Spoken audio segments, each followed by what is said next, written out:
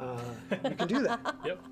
Yeah, I definitely think it makes sense too for Bloodlords, where narratively, to have your whole party start as quick at first level, and then after we wrap up the farm and visit the house, we all die and then come back. Like, it would narratively be really disjointed, I think. It would be. Now, it does. There are some caveats built into the campaign that if you want to do it that way, to have it basically be like, maybe Berlin raises everybody that she knows as a quick to make them undead, and then you can go take the dedication that way at second level, I suppose. But then you would have to die like pretty much right at the right time. Yeah. So, you have to manufacture some event to kill everybody, which that's no fun. I like to just kill everybody organically. That's right, the old-fashioned way. But I'm technically still alive. What's that? I'm technically still alive. Right. We do have a couple people. For now. I keep bragging. He'll fix that. mean, I'm not undead. That's true. Yes, there are some members of our party that are still living, and they have also taken that free archetype and dedicated themselves to something. And we'll see what that something may be in play. And I think we've seen already some of what Lysander can do with his thumb, apparently. Heritage. Don't be jealous. So, What can you do with your thumb? hitch a ride. Yeah, that's about it. Like mush bugs. I don't know. All right. Hey, by the way, YouTube is up and running. Thank you, sir. So welcome. we are live on YouTube. So again, if you're catching us on YouTube, sorry for the technical difficulties, but we are back. And if you are there and you haven't yet subscribed, please hit that subscribe button. Helps us immensely. Okay. That's oh, right. yes, Don't that's what forget you your can do with buddy. your thumb. You can make little buddies. That's right.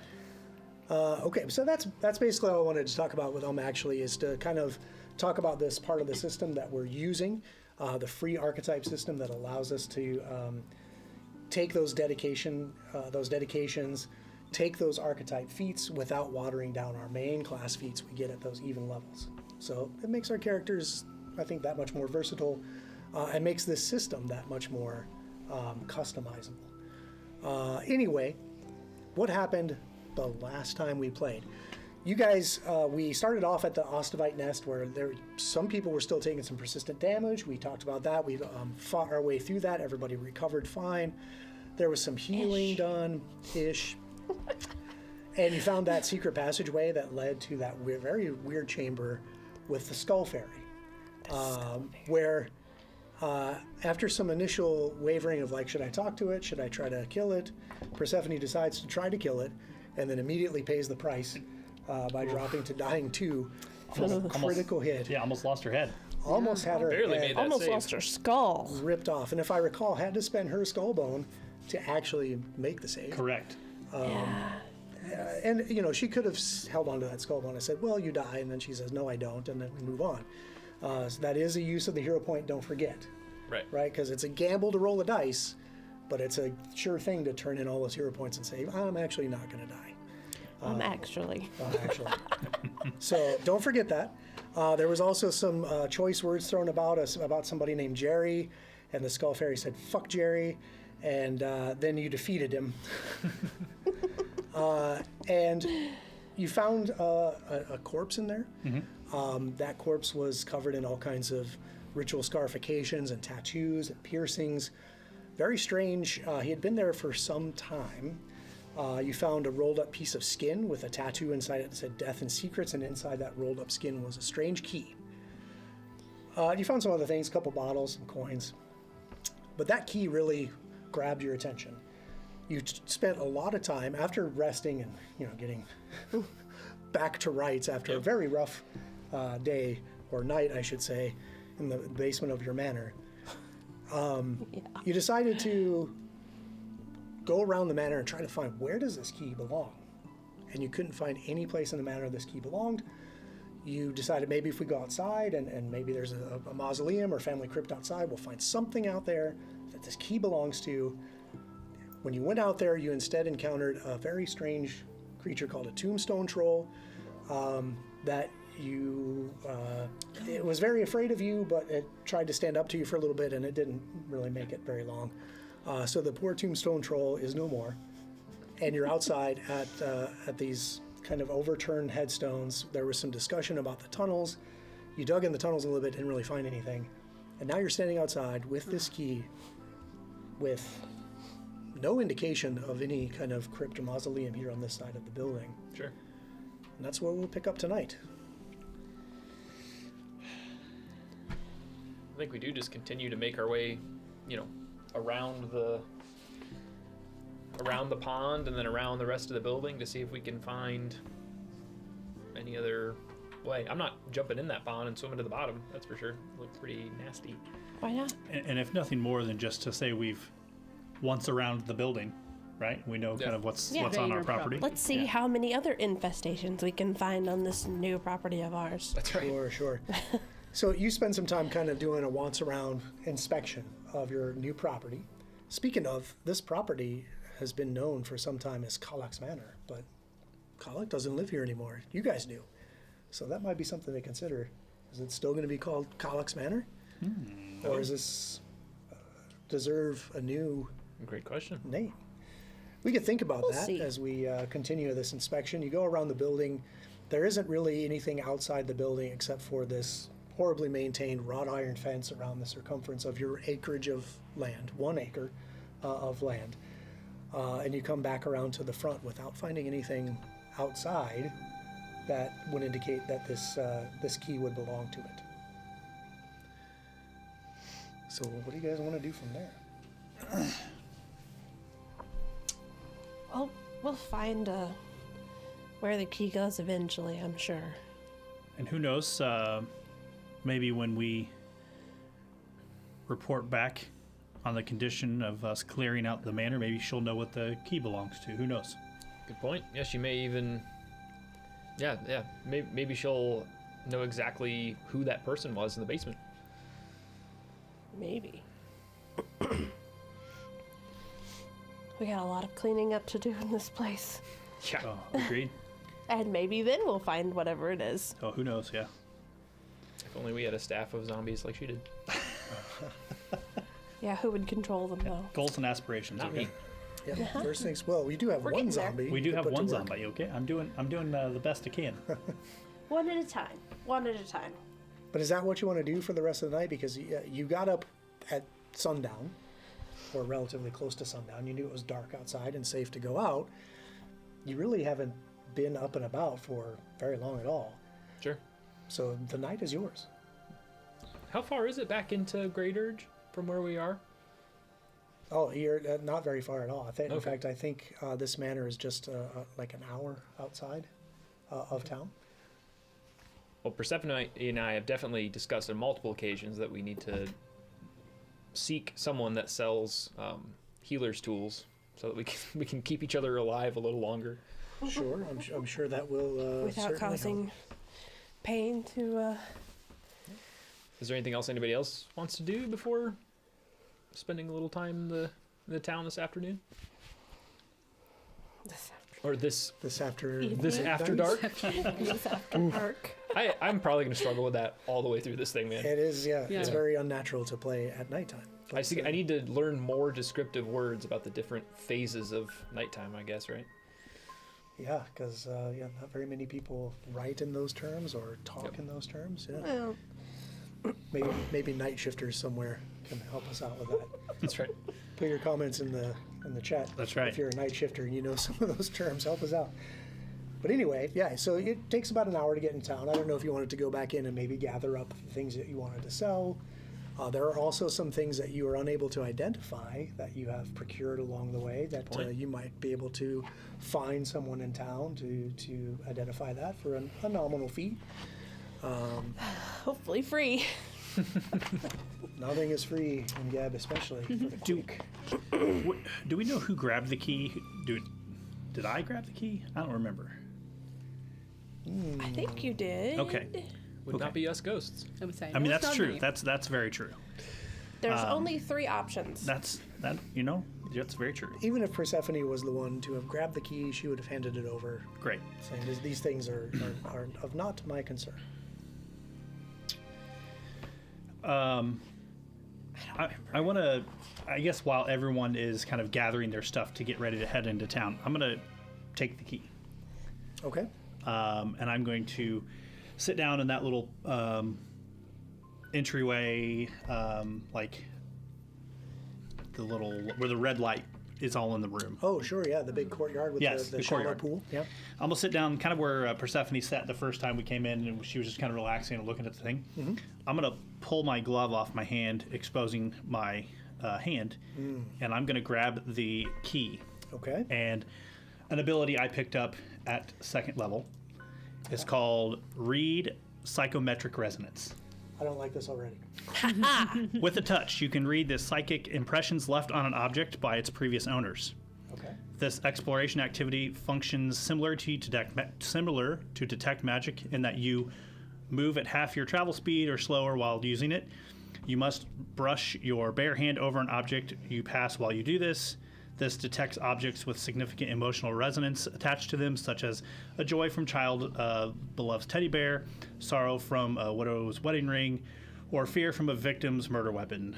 If you're looking for a particular type of emotional response, you can choose to ignore the other emotions. If you find an item with if you find an item with that resonance, you can explore that resonance with the following actions. So, Interesting. with my bare hand, I have to touch it. Sure. It takes 1 minute to concentrate on the object, and I get a vision of the face of the person who imbued the item with such emotion in the first place. Cool. It sounds very similar to another spell-like thing called read object. It sure does, Yes. but it's very It's oracly. Yes, it's very Lysandery. That's right. It is. Yeah. Trademark. Boom! Okay. Hope you did your research on your vacation with your unapproved time off. It says right here on page 84, when casting psychic. I'm on the page. If you have a loser that does this, say this. It's like 8 pages in the book. Back of the book is specifically for that player. Play your own adventure. Okay. So you get an image of this person's face. Correct. Okay. So this as you're are you closing your eyes So as this I vision take is the coming over key you? and I just lay it in my hand, and then obviously you can't really tell, but I'll close my eyes and I just kind of enter this kind of like a out of body experience kind of trance. And so Lysander just kind of goes limp except for his arm holding the key, and then everything just starts like flashing in his face, like all of the vision and the images. To the outside, I'm just kind of holding this key, my head is down, and I'm not really moving a whole lot. Okay. So what you see in a blur as this vision starts to kind of coalesce in your mind's eye, you see a very austere building with a lot of small boxes with keyholes. There's movement behind this person. There's lots of movement, lots of people back and forth. Some are carrying boxes. It's hard to tell. It's very blurry. Sure. It's very dreamlike. But then this face kind of coalesces out of the mist, and you see this face that has a hood drawn up over it. There is some piercings in like the eyebrows, the bridge of the nose, the nose itself. Sorry, I'm not a piercings guy. All over the guy's face. Yep. That one where they put him in the teeth to like make the smileys. I don't know. Maybe he doesn't have that. I'm kidding.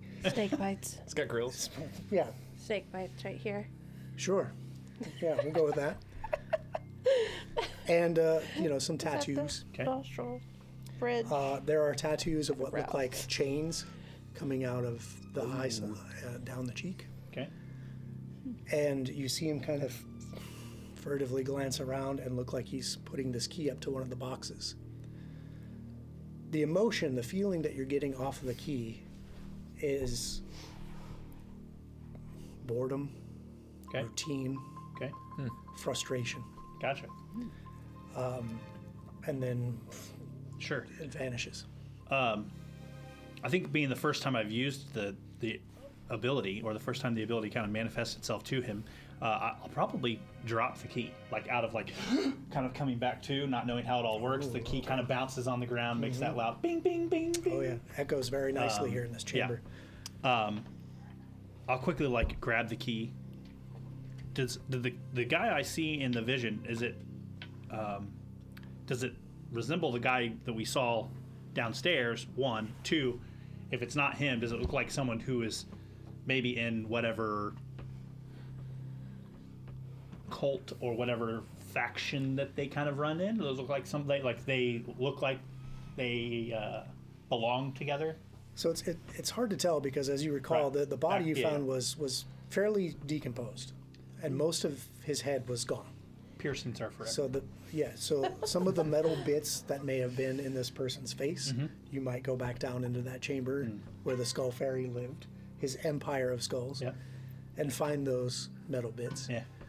I mean, we have to clean it out eventually, anyways. But yeah, the top of the skull is gone, but some of the piercings that were tattoos that were on the lower half of the face might have still been intact, and given the amount of decay, might be a match for this person. Cool. Okay. And yeah, you're pretty well versed in religion, yeah. Yeah. If You recognize, especially the person you saw in your vision, that this tattooing is most likely associated with the worship of Zon Kuthon, right? yes, we got that. That's the Yeah. the pain and suffering, right? Right. Yep. Yes. I'll just kind of wait for everyone to gather in the main room, and then I will kind of We're already there. update them. Well, if you're standing there when I come to, it's a little awkward.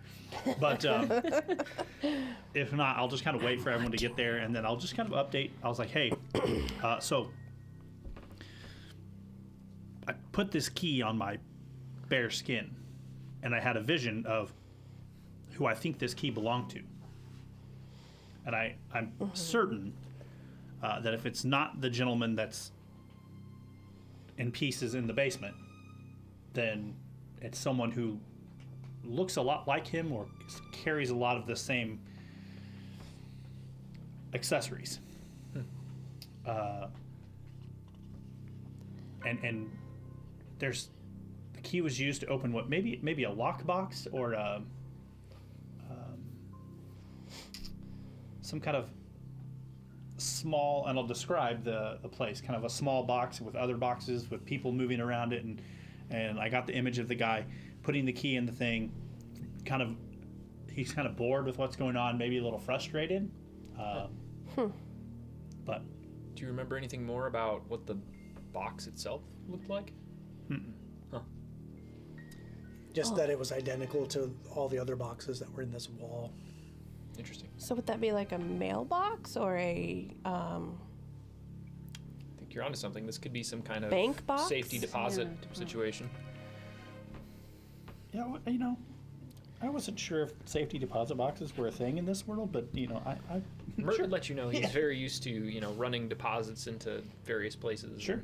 Yeah. then that's probably something that we can probably check out if there's a mail box for this place, or Sure. safety deposit box. I mean, we have We're going into town banks anyway, and right? stuff. Yeah, we are. I think that was the goal, to get some healer's kits at least. Yeah. Let's go. When he describes these boxes, there is like this hint, this shadow of a memory for you of Uh-oh. boxes. Dun, dun, Like you said, you're used to dealing with these things. Yeah. But it's fleeting. Right. It's something that you can't quite put your finger on. I remember the routine, but not the details therein, really.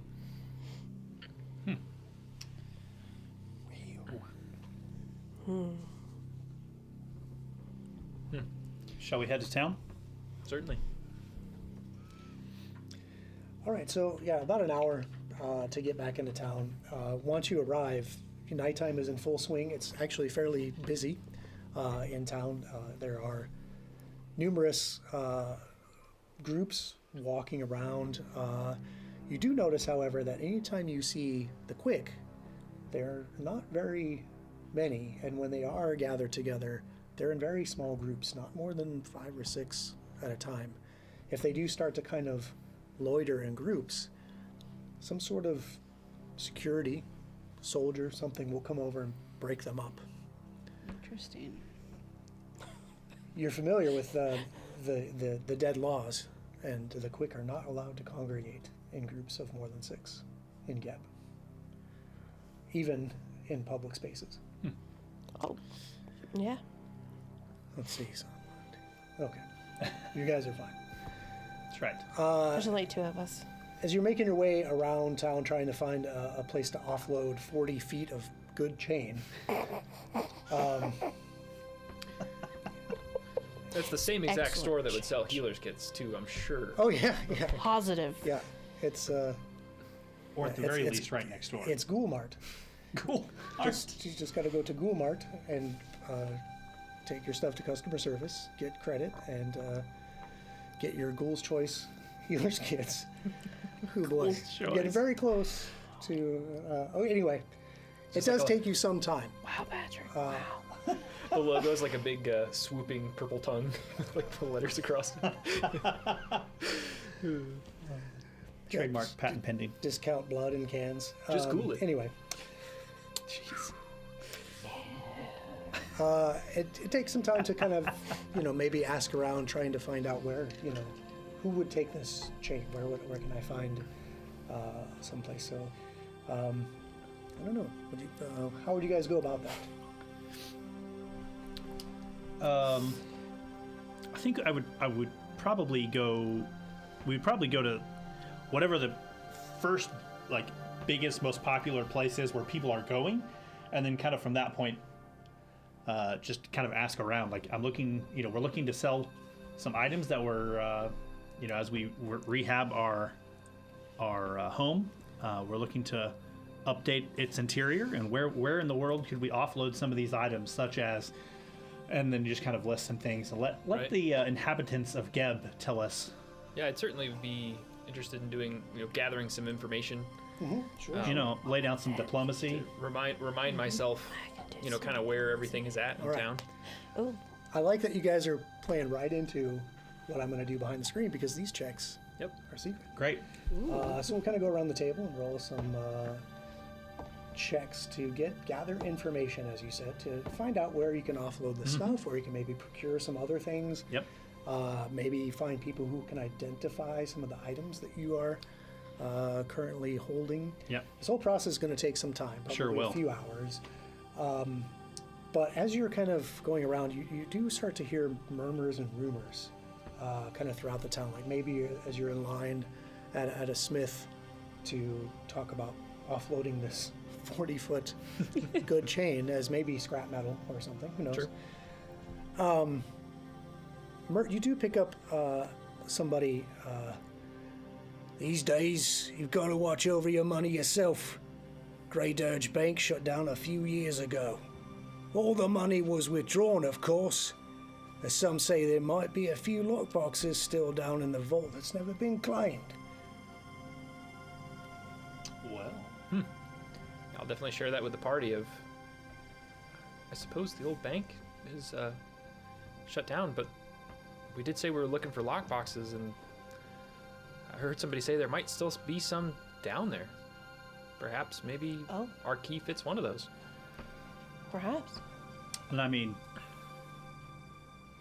maybe as we grow in influence, the bank is a good investment. Oh, Certainly really? have some skill in small financing. we could come up with something. Really? Is this your other side gig from the anti-plague racket you guys had? Yeah. Anyway. How are we going to be blood lords without, Yeah, you got We to have some we gotta side have gigs. financial something. backing, okay? It's called right. hustle. We can't have, That's right. can't have the troll babies. We can do the bank. That's right. Yeah. Late stage undead capitalism is. That's right. Well, we got the perfect banker. I'm just saying. I've seen movies where banks were very, very viable. Okay. So as What is a movie? Murd and maybe Persephone are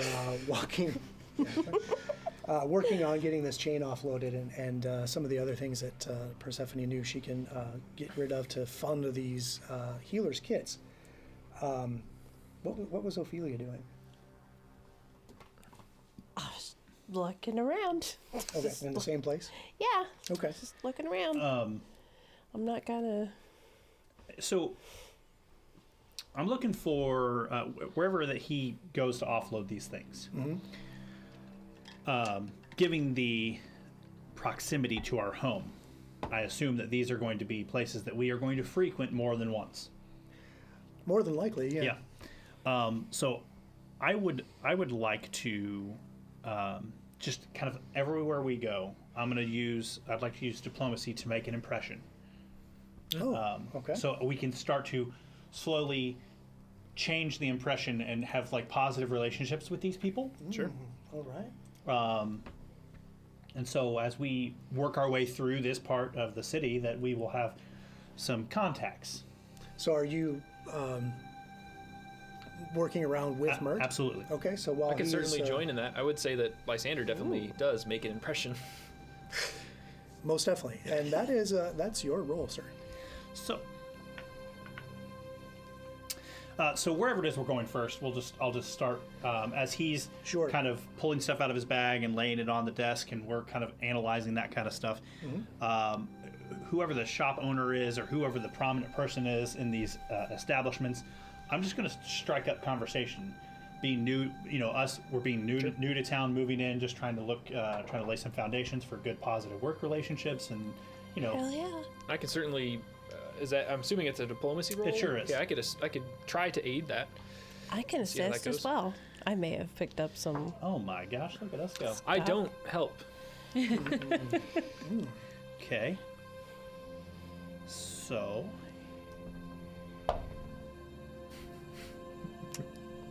Well, I got over a 10. Okay, so you're on your own, Lysander. Okay, great. So I have a 26. Wow. I rolled an 18 plus an 8. Okay. Yeah. After some hobnobbing with these two, you kind of step up and spend some time. What do you discuss with this? It's probably a quick dwarf, actually. At the smithy? Is that where we're at first? Yeah, where we're offloading this chain. Great. Good sir, I think my friend has some of the best quality chain that we have been able to come across, and being new to town, your shop has made a fast impression on the people we've run across, as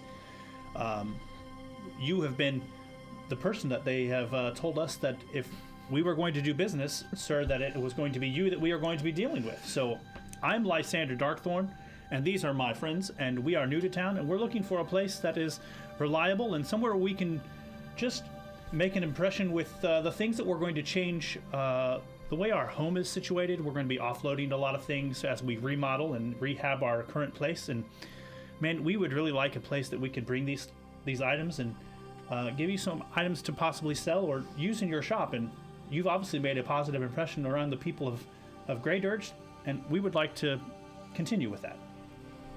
Well, those are mighty fine words. King. The boss is here during the day. King. But thank you. You're welcome. That's who you want to talk to. I'm just a temp. I won't even be here next week. King. Okay. I think that's most unfortunate. Your quality of work is excellent. Oh, you're mighty kind to say, but pretty much I just do the scrap metal. King. Very well. We'll come up with some NPCs next time. Okay. Oh, you put him on the spot. No, you're sticking to that one. It's just gonna be a rotating temp every week. Okay, that's cool. What's the owner's name? He'll be back in the morning. I don't know. I'm just a temp. Yep. Okay, well then we're robbing this guy blind because it's just the temp in the store. Well, all right. At that moment, Berlin Howdoley walks in. Hello, what are you doing? My God. Oh, she owns the shop. Great. Yeah, you're all fired. I made a grave mistake choosing the 5 of you. Nope. But he is perfect. willing to deal with us to offload the chain. Oh, absolutely. Okay, yeah, great. Yeah. This is a good 40 feet of good chain. Where'd you come upon such a great piece of linking? Linkage. Yeah. The heft of it all the way through is, I know chains, and this is a great chain. As we were told, it was a good chain. Find out whoever that was knows his fucking chains. Anyway, back to work. I'm just a temp. The owner will be here in the morning. Yeah, come back. Just something beard or something. I don't remember. Yeah, his name was like No Beard or something. I don't know. Oh no. Shameful. Whew. It's probably interesting too. So you sell your chain? Yes. Tune in next time as we stump the DM. It was interesting. It'd probably be interesting too because that chain would have been ethereal as I took time to de-incorporate it, right? So Oh, that'd be neat. the fact that it was maintained its quality going through that transition, it makes sense. Why wouldn't it? But I don't know. It's just different, right? Speaks to the quality of the craftsmanship, I think. Bing. Ding. Ding! Having too much fun. Indeed. Well, we're going to every shop that he stops, and we're going to Rochambeau every single NPC. But we can do that next time. Sure, yeah, we could do it. We could do it all night long. I'm sure the people out there No. would love to see that. No, you're good. But essentially, that's what I'm doing. Yeah. I'm using to make an impression because I feel if we're going to be here for a while, that one, we want people to know who we are as we try to Absolutely. gain influence and stuff like that, and it's a good use for my skills that I've never used before. Yeah. Yeah. That's good. You're And that's playing a certainly different something character. I know. that someone that an aspiring bloodlord would want to do, especially if this town, like you said, was going to be your base of operations for the foreseeable future. That's right. Okay. What else? What else is on the docket? So we've found a place to offload the chain and some of the assorted other things. I think there might have been a weapon or something, but easily sold for the appropriate values. And then tracking down a place to find these healer's kits. You do fairly easily after maybe 30 minutes or so of asking around. Anything else you want to do in town with these? Having someone identify the things that we don't know what the hell they are. Right. So, yeah, you might want to find some sort of alchemist shop, for any of the alchemical items. And I think that there was only one alchemical item that we have not identified as of yet. I thought there was one upstairs that we didn't identify, and one we got in the battle with the Maybe there's Skull something Taker. in the drawers, yeah, something. You know what? I randomly found a book and picked up crafting. Wow, just like that, huh? Yeah, You were it's a watching book. him swing that hammer on the anvil for so long Yeah. that you learned. Wow, There's a I didn't book. have to- How very observant There's of a you. book in Calax's chambers or something. Okay. But now that you have crafting, do you have the alchemical crafting feat? No. Okay. So you still can't identify alchemical items. Correct. Hey, one step at a time. That's right. Yeah. You could fix doors. Like no or one's chains. business. And you also probably got a formula book with that when you picked up crafting, right? No, that's only okay. alchemical. Right. Well, yeah. If you want to craft something, you can buy formula to craft them, or you can craft regular stuff. No problem. Actually, I have no idea. I still have no craft. Sounds like I'm actually next time. No, we'll be fine. Okay, so we're talking about upstairs at Collex Manor and downstairs. I thought there was there could have been one, but I thought there was one upstairs we didn't identify. There was and something in the Drawers, drawer yep. of the study. If I'm not and it was a mistaken. black, like the glass was opaque. We couldn't see through it. We didn't know what it was. Okay.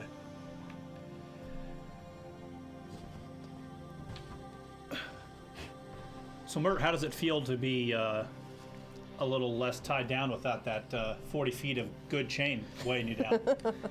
Certainly I feel lighter. Okay. Yeah. Weighed probably as much as I did, if not more.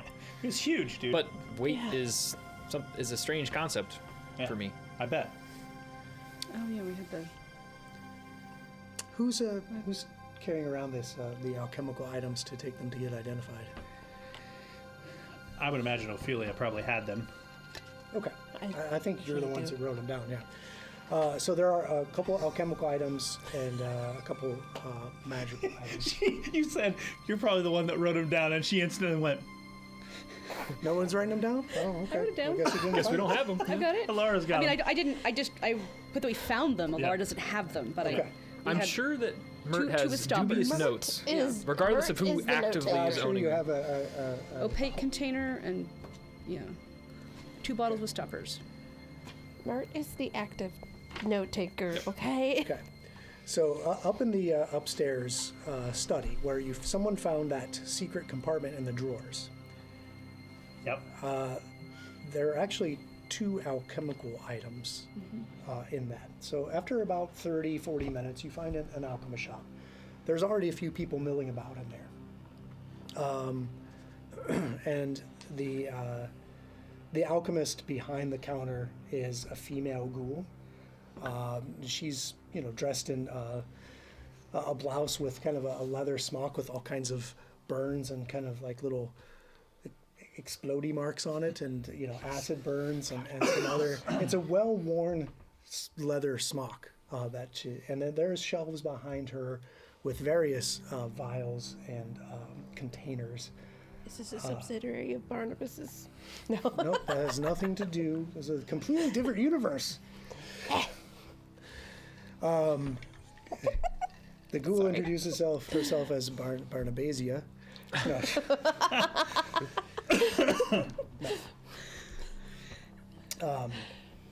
But there is a line, like I said. So you come in, there's a little ding on the door, but there's already somebody at the counter that's like, picking up stoppered bottles and wafting them, and okay. And then as they're shopping, you hear kind of she kind of whispers to the ghoul. So this person, you can't make out who they are. They've got a cloak on, but you can hear them whispering to the ghoul. It's amazing that the Bone Shard gang can keep such a low profile, given how many people in Grey Dirge they've done jobs for and backstabbed. I never actually believed they were fetchlings, creatures of shadow. But maybe it's true. How else can they stay so well hidden? And you just get a brief glimpse of a zombie face, like, as she turns and looks and goes, I'll take 3 of those. And thank you. Gathers it up and shuffles past you, and she looks right at you and stares at you for a second. And darts out the store. Make eye contact Huh. Yeah.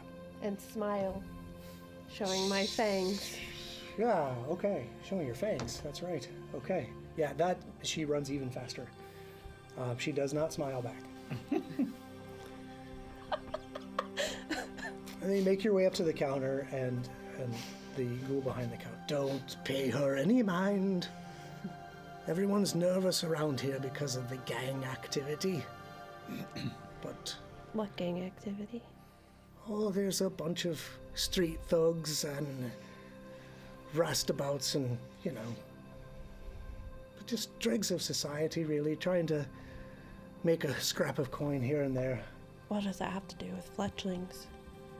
Well, the Bone Shards gang, people claim, are fetchlings, but my dear, no offense, but they are so rare and so, I don't know, not very common in these parts anyway, and most of the gangs are just, they're just dirty quick, trying to make a quick coin.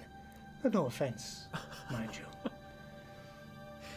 Anyway, how may I help you? You're at Brethilda's Brews. We have a couple of things to identify. Oh, you just don't know what these are, do you? Please lay them on the counter, and I'll get my tools and see what you have procured. Lay them out. She goes behind the counter, unrolls a leather kit, and starts getting out various dropper bottles and reagents. And oh dear, okay. Well, I have determined all you have here, and I'll take a silver piece each for the fee of identifying them for you, or you can simply sell them to me.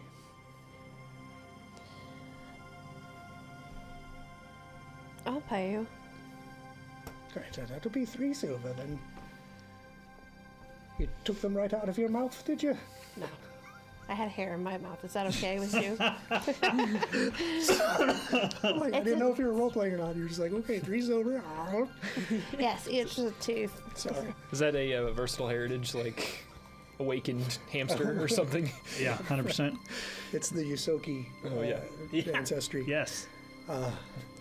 Sorry about your fans out there. That doesn't fit with me. Not with the fangs and the. Not at all. I'm sorry. I just broke the character for Yeah, a you second. did. Okay, so she takes the It's not coins. hard to break you. I know. I'm having too much fun. She takes the coins and she begins finalizing her test and says, "Of course, confirmed. This is ghost ink. This small black vial here, ghost ink. This vial here is silver sheen. Yes. And this vial, just a moment. I have a few more tests I need to run, but I believe, Glance over at Mert. Yeah. Make sure he's writing it down. Always? this one may come in handy for you, my dear. This is called they used to call this focus cathartic. It may be called something else now that they rewrote all the alchemical textbooks, you know. Always in motion is science, and always changing as new data and theories arise. You'll have to look it up in the new books.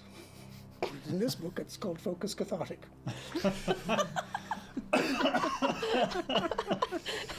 I love it. I love it. That means that this is not remastered. No, the campaign's not remastered, dear. I'm sorry. Don't talk like that. They'll hear you. Who will hear us? I don't know what you're talking The about. people playing. What? Actually?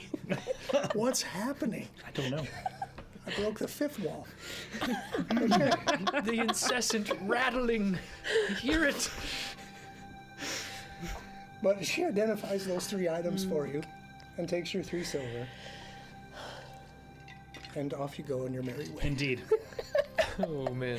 Thank After you make an impression, Absolutely. if you'd like to spend some I time would. making an impression, you can go ahead and roll that impression, and Sure. I'll make a note of it, because this could come into play as we build this world of Grey Dirge around us. 15 for that one. You got an 18 to 8, so. I got a 15. Okay. All right. We'll take that into So consideration. when we leave,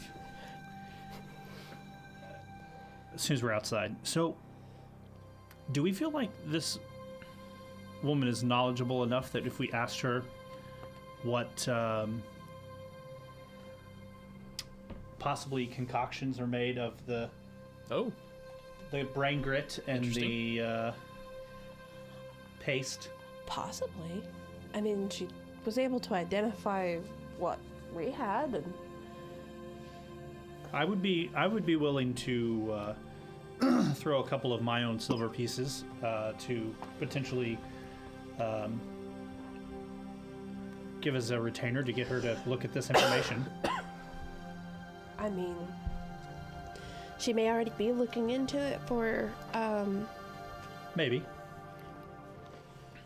Madam Lord, but or she could have her own people.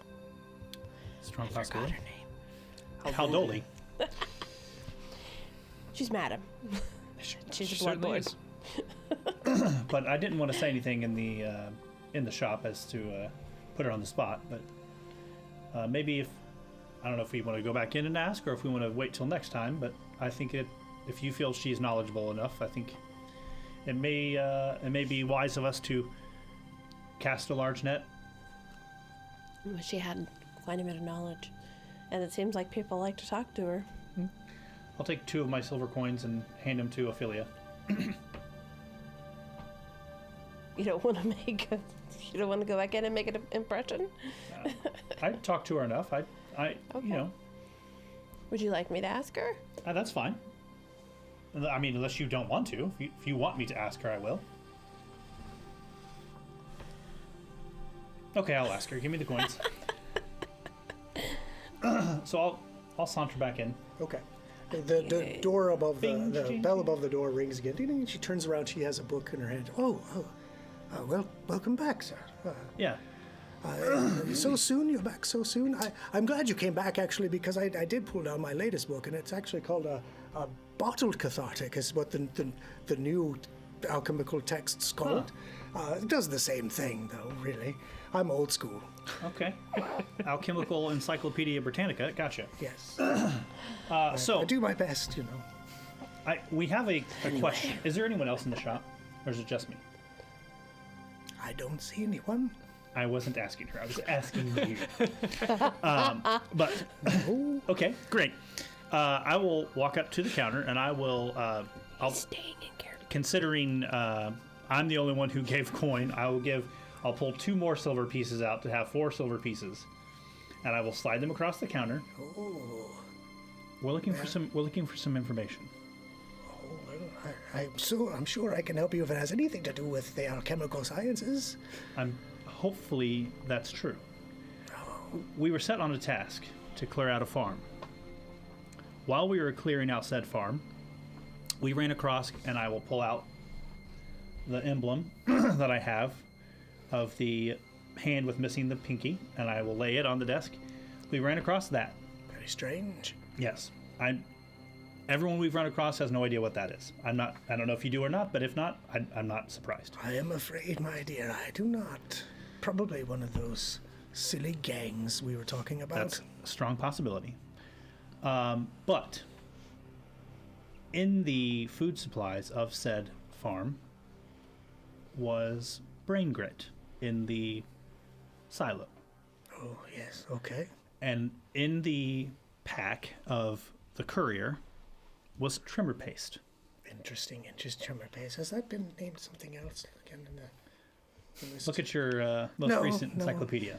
No, it's still called trimmer paste. Great. Interesting. Well, Both items seem pretty relatively lighthearted when it comes to their independent nature of each other, with their reaction with the quick. yes, only the quick would suffer from these. I wouldn't even call them poisons, really. Sure. But what kind of knowledge do you have if there's some kind of alchemical concoction that uses both of them that is much stronger and has a much more adverse effect?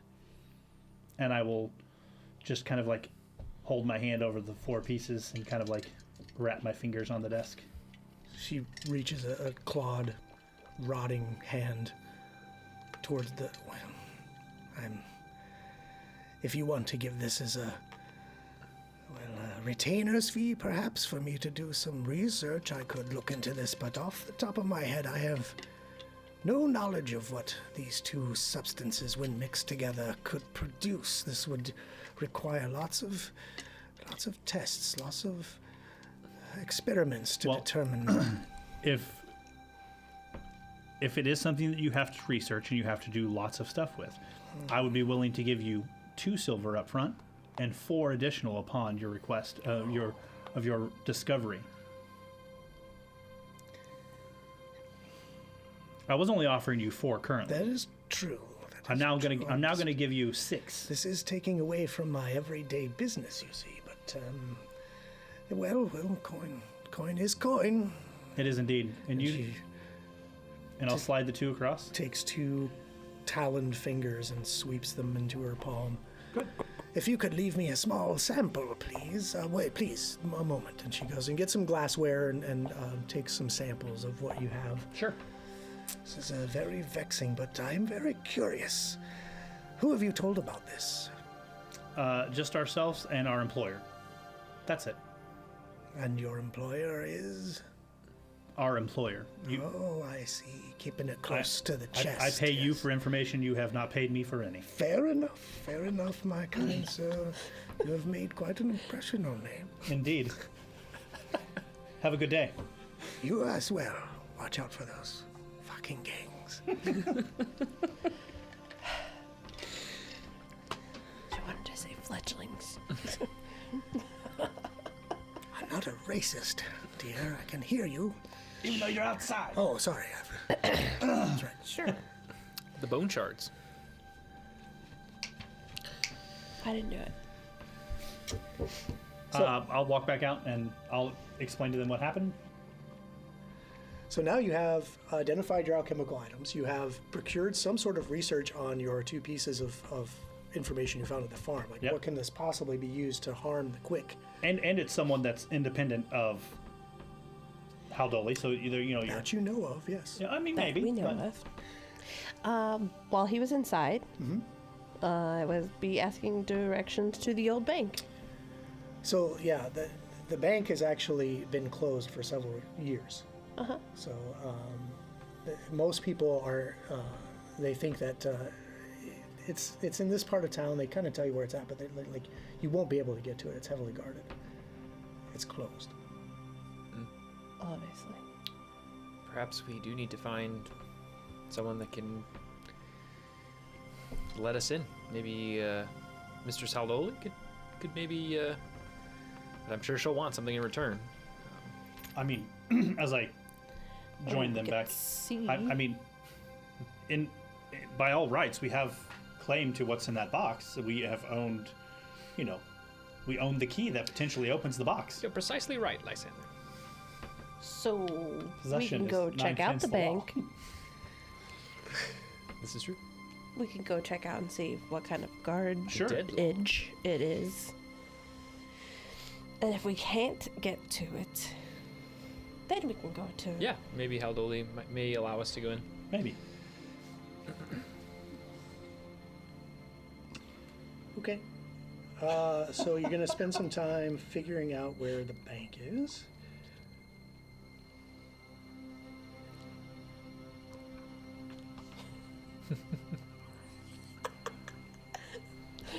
Tune in next time. Yeah. I don't know. Now, and you said this is a matter of people don't know. It's not that they don't want to tell us. No, some people don't know. Okay.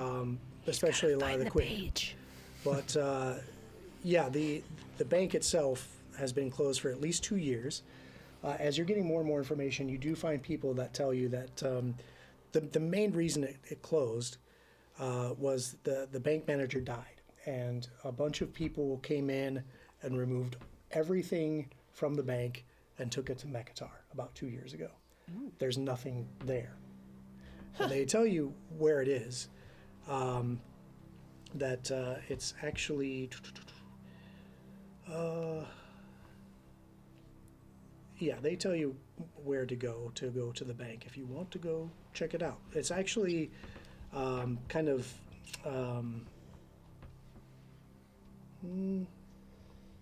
it's kind of jammed between 2 newer buildings that are actually still in use.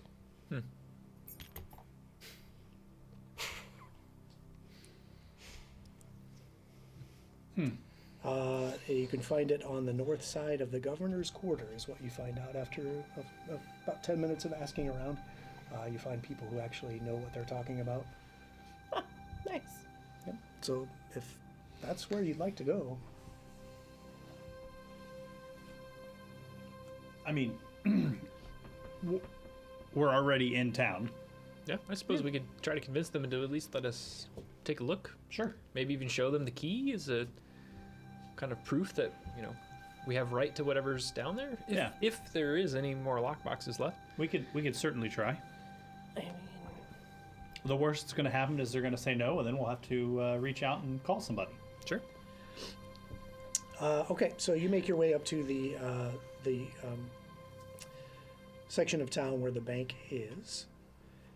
And the bank is, you can find it fairly easily, given once you get the directions. It's a windowless edifice of solid stone, reinforced with iron bands that are forged in the shape of interlocking skeletal hands and jaws. Whoa. It's on the north side of the governor's quarter. It's nestled between other properties that are very clearly belong to the tax collectors union. There is emblems on the building indicating what those are for. All of those buildings, like there's no space between them. The buildings are so crowded; they're actually built right into each other here. And the bank is just a small edifice between 2 of these larger, currently functioning buildings. The only accessible side is on the south side of the building. There's a path that's kind of strewn with debris, and it's not very well worn at all. It's not even really maintained. There are a few pillars out on the front of the bank. The doors themselves are heavy iron doors on the front of the building. And that's all you see on the outside of the building. There doesn't seem to be an active watch or anything, or guards standing either at the door or anything of that sort. There's currently nobody outside this building. Well, it doesn't seem like we'll be getting in. I mean, do we knock? I just walk up to the door. Okay, so you're standing there at the front door, and then you hear this weird kind of clattering, clacking sound, and you turn to look, and along the ground is this like small, I don't know, for lack of a better term, army of finger bones, just kind of clacking around, and they're just walking in a pattern between the pillars, past the door, and back. Okay. Recall knowledge. What in the hell is that? Okay. Disembodied thumbs. I mean, I gotcha. Hey, Lysander, do this. I can't. Okay. So I'll take a look at your recall knowledge here, Lysander. It's probably crafting, which everybody has. It is. Some of us have. You're untrained in. Yeah, sure am. However, you can still recall knowledge Sure, even yep. untrained. But you're not entirely sure what this is Cool. or what these things are. Well, what's gonna go knock on the door? But They kind of patrol past the door, around the columns, and then back. And they kind of slow down a little bit if you're still standing by the door, and then move on. You said you're gonna knock on the door? well, I mean, I'd probably stop now that I see an army of finger bones. I'll knock on the door. You're gonna knock on the door? Bang, bang, bang, bang, bang. This group of And then I'll hundreds step of back. fingers and toe bones clambers along the ground in an eerily uniform manner. There's no answer at the door, but on the next pass, those fingers and toe bones stop and start moving towards you. Let's roll for initiative. Oh, come on. And yep. Surprise, this is a challenge rating 9. We're all gonna die right here. Well, you guys want to You go were to supposed to bank. come here till level 10, so. Yeah, right. Hey, who am I to railroad the players? Great. Don't give us the key if can't get the box. It's called laying the foundation. I'm gonna get my initiative tracker here because I wasn't expecting you guys to die already. Oh my! Okay. If we die from a horde of finger bones, I'm going to be very sad. Yep. Me too. And thus ended your Our rise, rise to power. Yeah. becoming bloodlords. Persephone, that's going to be me. I'll look at that later. Alara, Oh God! I Alara, was just gonna get ready to say 23. something, and I don't wanna say 23. it.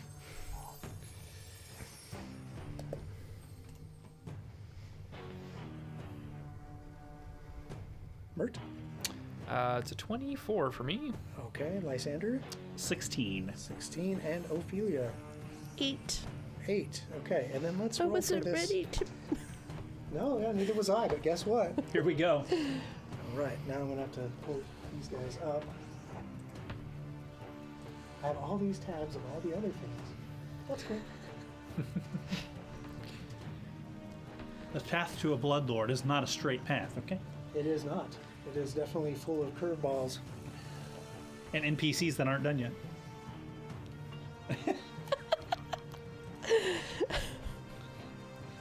Yes! Told you, he's here in the morning. Come back when someone cares. Oh. Look, I want them to be recurring real NPCs. I don't want to be just some. No, that's fair. I got So you. If we're going to take the time to build the relationship, right? At least yes. have some of Make the night them you're going to throw away, right? Enjoyable. Yeah. Okay, let me get the this creature pulled up. I've got him, and now I'm ready to kill us? roll you. Mert's going to be first. And we'll just kind of do this theater of the mind for right now. Sure, See sure. what happens. So I'll probably take a moment not to enter rage. Pause for edit. Oh, we're live. Sorry. And then try to recall knowledge on these strange finger bones. Okay. I'll take an Arcana or Crafting. Oh, so that'll be me rolling for you. Sure. You take whatever you want. And they're the same, so Take which Okay, one let's you go, need. mirror. They are the same. You have no idea. sure. You're not sure what these are. Maybe I need another vacation. How do I put in for a second vacation? Well, unapproved. Denied. You're not sure, Mert, but that is an action. Okay. Then I will take my second action to enter rage. Okay. My third. Yeah, I guess if I wasn't immediately next to them, just move up to where they are. Okay. So yeah, you probably will have to move up to them because I don't remember you saying you went up to the Yep. door. That's me. Okay. That brings us to Alara. This small army of phalanges is moving towards Lysander. Okay, well, I'm going to assume that I'm near enough to all of the team to Sure. cast Courageous Anthem. Okay. So that is it's 1 round of +1 status bonus to attack damage or saves for Okay. everybody. Great. And oh goodness. Oh, so you didn't take a. So they're going towards Lysander. I know we're doing theater of the mind here. About how close? We'll say 25, 30 feet. The entryway to this bank, it's in a crowded kind of Okay. like urban part of the city. So it's Okay, yeah, cool. yeah, So you I have am- plenty of room here. Okay, cool. So I'm close enough. I'm going to cast Biting Words. Yes. Okay. And so I guess we'll see what I want to spell attack. Okay, so you're gonna roll an attack. Yep. What's your favorite spell? Biting Words. I love it and hate it at the same time.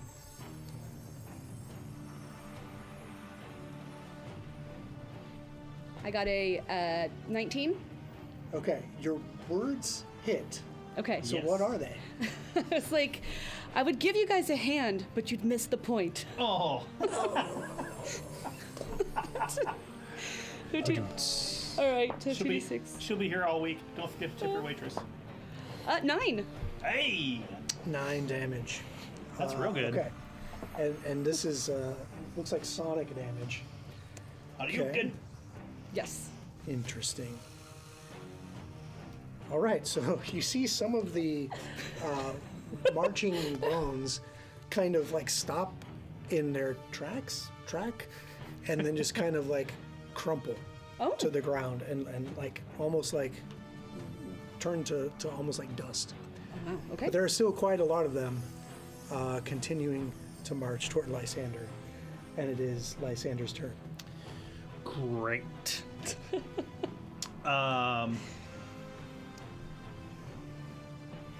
I'm going to take one action, and I'm going to have Remy step out in front of me. He Okay. is my zombie. All right. So he's going to move up by Mert. Okay. So there's people between me and them. Sure.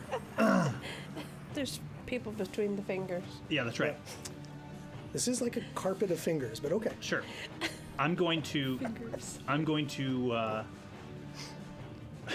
use one of my abilities I got at level 2 called Whispers of Weakness. Okay. It's a one-action ability. Oh boy. All right. It is a curse-bound ability, so I will become curse-bound 1. Ooh, okay. I know what that is. I will choose a target within 60 feet. If it has any weaknesses, I learn them, Okay. as well as if which saving throw is its lowest. Well, that's just mean. Yep. Okay. And I start to understand its movements. I gain a +2 status bonus on my next attack roll against the foe before the end of my turn, and the target is immune for a day. Okay. And as I'm reading it, there's no save for this. This No. just happens Correct. to me. Welcome to being an oracle, baby. Okay. So number 1, you learn A weakness. I learn if it has any weaknesses, you learn them. You learn them plural. Okay. Well, I already don't like this. Okay, so Level 2, we got plenty more where that comes being from. that this is like a carpet of Sure. multiple teeny tiny bones, Yep. this functions kind of like a swarm. Swarm. And therefore they are have weaknesses to area damage and splash damage. Great. Okay? Love it. And because they are a swarm, they don't move all together well as a unit. So they're, I'm sorry, they do. They lack any kind of mind, so their will is their lowest save. Love it. Cool. I don't love it.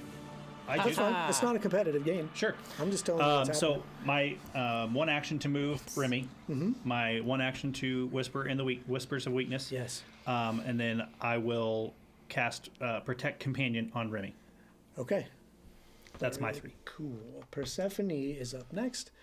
She's not entirely sure what to do with this, except what she does best. So she's going to grab that scythe as an action, move up as an action, and sweep into that. Boy. Okay. Be glad I'm rolling well for her. Okay.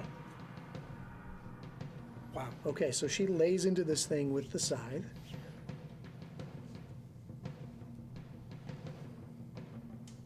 Oh, do you want me to describe what that looks like while you're going Yes, that would be Okay. great.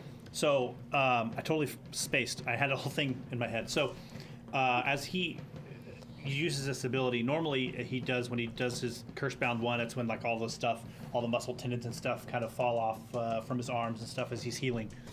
But on this particular go, he reaches up under the mask and he pulls essentially his eye out from the socket and uses the eye to like turn it, and he essentially is looking at whatever that thing is. And so as he does that, all of that stuff starts to dissolve off of my skin. So I'm essentially analyzing that thing, and then when it's over, he just kind of lifts that mask kind of slightly up, slides his hand underneath, and sockets that eye back in place. That sounds like way more than one action, sir. Sure, but that's not what it says. I love it. It's very cool. It's very No, it's good descriptive. I've flavor. been giving you a hard time mood tonight, I guess. It's all good. I've already teased everyone, You almost got to, everyone tonight. You got to hang out in Florida all week, so Yeah, I get to. Wait, she's feisty now. Yeah, I know. So I'm You gave us time to think of how to screw with you. yeah, no more vacations apparently. Okay, You gotta keep us on our toes. yes. Speaking of toes, Persephone Damn it. steps up to this carpet of finger and toe bones and takes a large kind of swathing swipe through all of them with her scythe and just sprays and scatters bone fragments everywhere. And the rest of them kind of skitter off into the other buildings or into away. And this thing is effectively dispatched. Wow. okay, cool. Huh, this thing and its fingers. Okay, I got I you. see what you did there. Yeah. Gone. I didn't do that, did you? Drop my pens. But now, this carpet of this army of finger bones and toe bones is dispersed, and before you just stands these 5 pillars that are topped with skulls, looking in all 4 directions, and this iron door in front of you at the entrance. I mean, do we continue to try to go through into the bank, or do we just, I don't know, call it a day and we'll come back? I don't know. What do you want? Is there a discernible keyhole on the door that we could potentially even try that key we have, or we at least try to see if it's locked? Sure. Out of curiosity. That door is most certainly locked. There is a keyhole. However, when you try to insert that tongue-shaped key Yep. into the keyhole, it does not fit this keyhole. Okay. I rolled thievery. You can certainly try. Would it be something that you roll or would I roll? Well, did you purchase your thieves' tools? Yeah. When did you do that? We were shopping. Oh, No, it's not on my list. that's on your list? Okay, so you currently don't have a set of thieves' tools, right? Sure. I think we could probably come back then. I mean, at the very least, I think. I might be able to open it. And we have Later. spent a good deal of time in the shops and everything, and Talking and it is an hour or so back to That's true. our manor, so perhaps we should head back. We definitely don't want to stay the night in the bank. Yeah, if we Or- could even get in. Day. True.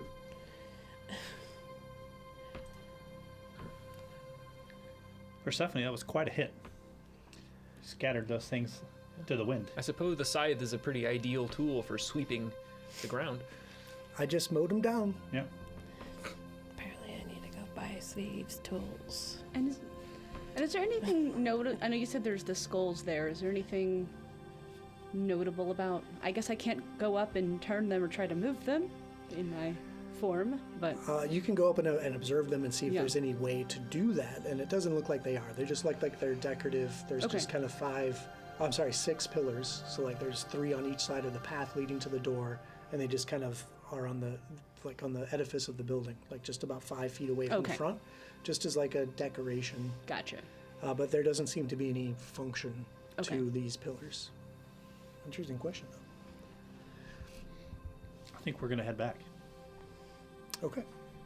Do you want to stop off and grab those the Yes. thieves toolkit? Do I want the toolkit or do I want the thieves' tools? Because it's in here twice. Probably toolkit is probably the remastered version. Yeah, toolkit is what you need to actually be able to pick locks and disable traps and that sort of thing. And then you can purchase additional like picks if you fail some of your rolls. You may break or just damage your picks and may have to have some replacements. Right. But yeah, if you we'll figure out kind of maybe at the break how much that costs. We'll say that you purchased one of those, and we can It's more along the lines of which Make an one, impression. But yes. say that again. I'm sorry. Well, it's got 2 on here. That's the only thing. Yeah, I think there's a basic one and then there's like a really good one. And the really good one I think is too expensive for everyone right now. Yeah. It's like 50 gold. And I don't think Maybe when you're a 9th level anybody's Bloodlord. got 50 gold right now. Nope. Oh. Well, they are both 3 gold. That's Yeah. very strange. It probably is It the is. legacy and the remastered. I bet you. And the that's- We'll look. toolkit is probably the one you want. That's probably the remastered version. Yeah, we'll Mechanically, take a I'm sure they're Yeah, same. we'll take a look. look. Yeah. So yeah, you guys after an hour or so, you leave the bank behind. There wasn't any passersby as you. We're going to own that bank one day. Certainly seems like a lucrative means to I increase agree. our influence. I agree. It would. Make your way They're- back to your manor. I won't even call it Kalak's manor anymore because it's not his. And yeah, it's now well into the night, so maybe the early morning hours. And what do you guys do when you get back to your home? Anything in particular? Now that you know what your alchemical items were, at least. You never did identify the magical item. What is the ghost ink used for? Writing letters to ghosts. Like a pen pal. Yeah, it's like invisible ink.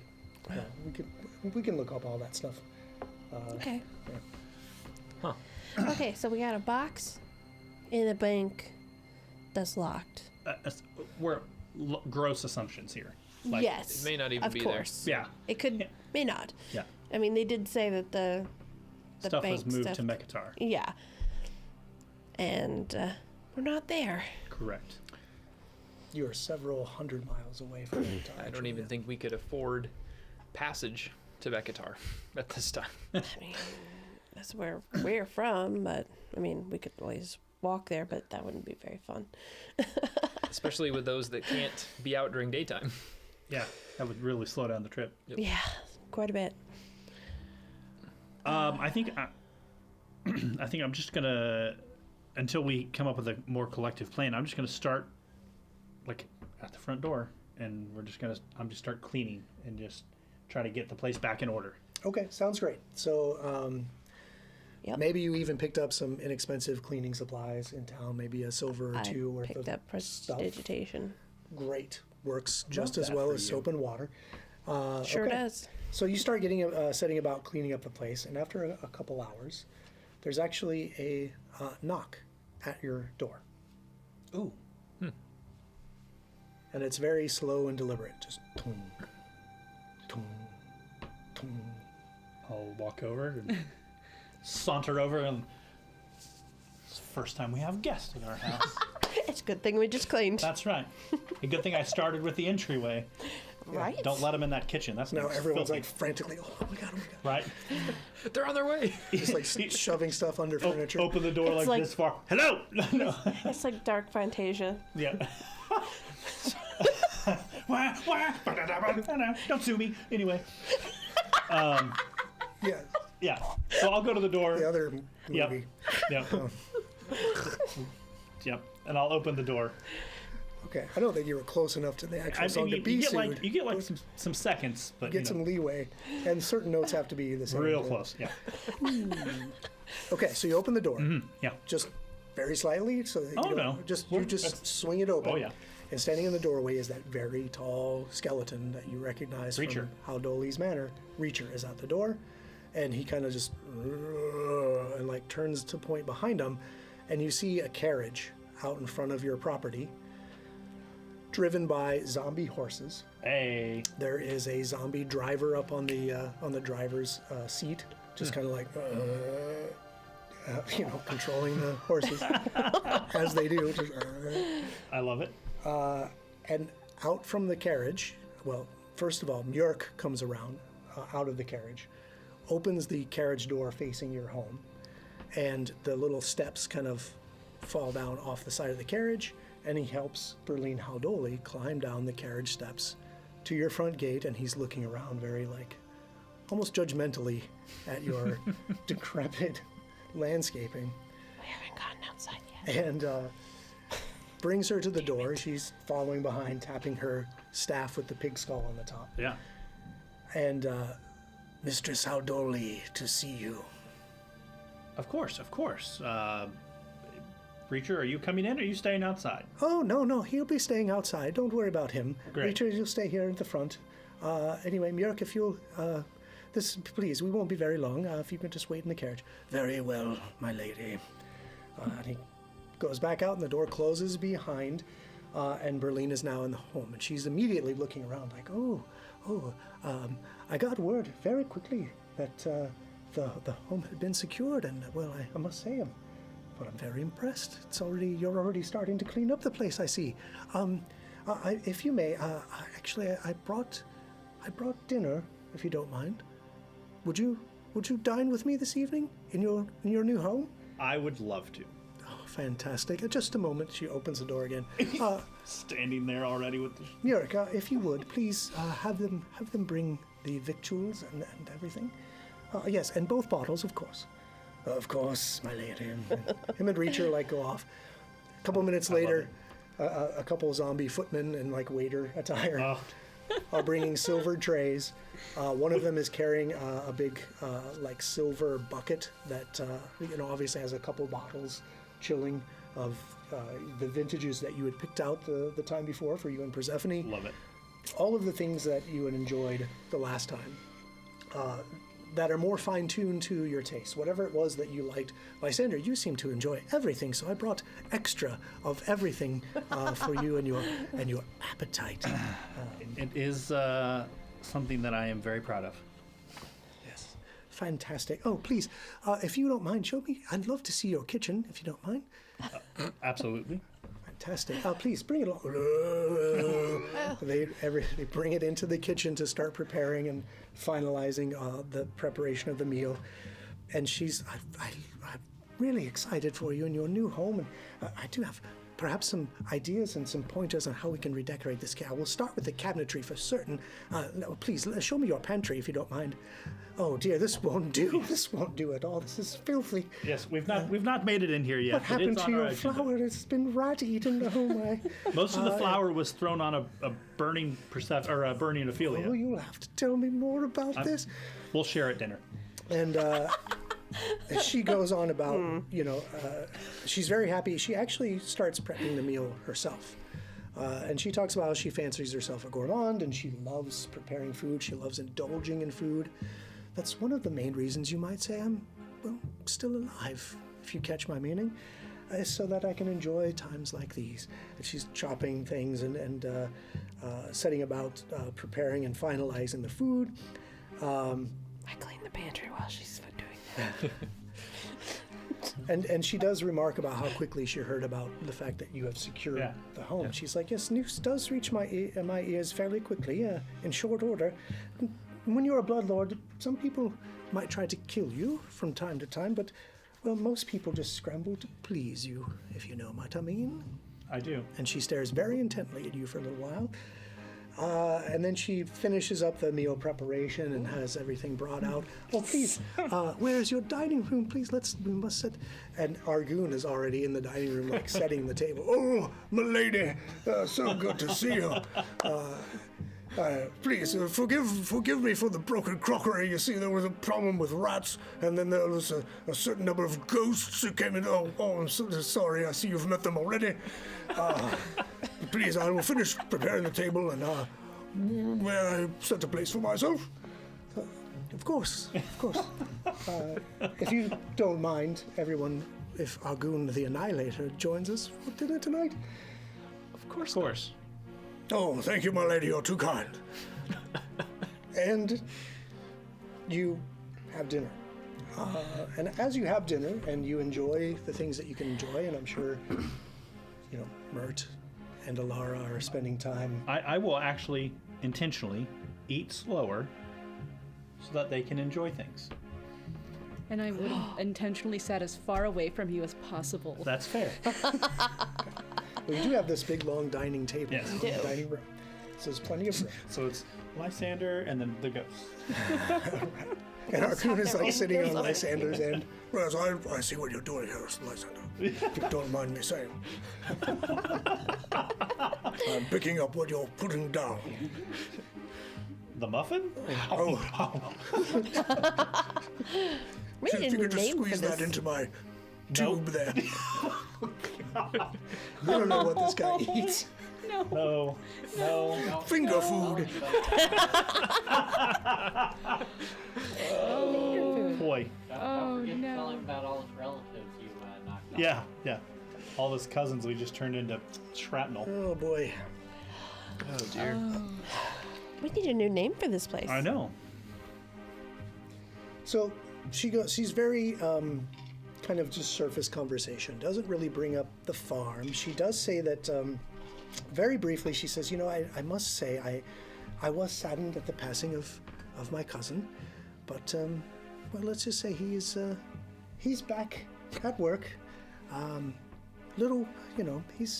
He's learning and adjusting to his new way of life, but it is odd that he does pass a very striking resemblance, maybe in honor of Ergothoa, a bit, being, well, pretty much skeletal from the waist down, but anyway, he'll get used to it. I mean, what else can he do? She works in mysterious ways. At least he's up and running. I don't know if he's running just yet. He's still getting used to the fact that he doesn't have flesh on his legs, but he'll come around. Shambling. Yes, shambling is a perfect word for what he's doing, but he's a hard worker. And the farm is back, well, very close to being able to produce what it was before the incident. Speaking of, have you been able to ascertain anything from the alchemical poisons you found or anything else? I'm very frustrated by this myself. I have not been able to discern anything, and my contacts haven't either. We can't figure out anything about this three-fingered hand symbol or the fact that there's this brain grit and tremor paste. It just makes no sense to me. But I have some of my best still working on it. If you could continue to ask around Grey Dirge at your leisure and continue the investigation, I'd greatly appreciate it. But, well, we'll see what else we can do, but do give yourself some time to settle in. I'm very proud of what you've done here already. It's going to come along nicely. Perhaps some tapestries, and then back to the meal. Oh, I just remembered. I do have a gift, a housewarming gift, if I may. This is pretty close to the end of the meal, and she has one of the zombies go, fetch it. They come back. The zombie is walking back into the dining room, and clanking behind the zombie on the ground is a cauldron. Oh. Okay. That has the feet of the cauldron are like skeletal hands that are crafted in like iron, and they're just clank, clank, clank, and it's just walking right up to the table. And she's like, "Oh, fantastic!" and picks it up and pops it on the table. This is my favorite walking cauldron, and I'm going to gift it to you as a housewarming gift, if you like. Hopefully, some of you may learn to dabble in the alchemical arts, because this will certainly help with that. It's more of just a housewarming gift. But please, I'd love to give this to you. And she just leans back and kind of beams at you. Oh. And she has gifted you a walking cauldron. Your generosity is most noted. Yes, thank you, Miss Aldo. This is beyond generous. Thank you. Oh, you're quite welcome, and I do hope that this is the beginning of a very lucrative and mutually beneficial relationship, if you may. Then after some more sure. small talk and just kind of, talking about what you've been up to, if you have, We do she plant. wants We do to- plant the small seeds about the bank. Yes. Oh, tell me more about this key. Yes. So we found the key, and I will lay it on the table. We found the key in the clutches of a corpse in the basement. Yes, he was a Kuthite, we believe. Oh. Well, I do have a friend of sorts at the Empty Threshold, the largest temple to Zon Kuthon here in the city. I may contact him, but I'm not entirely sure.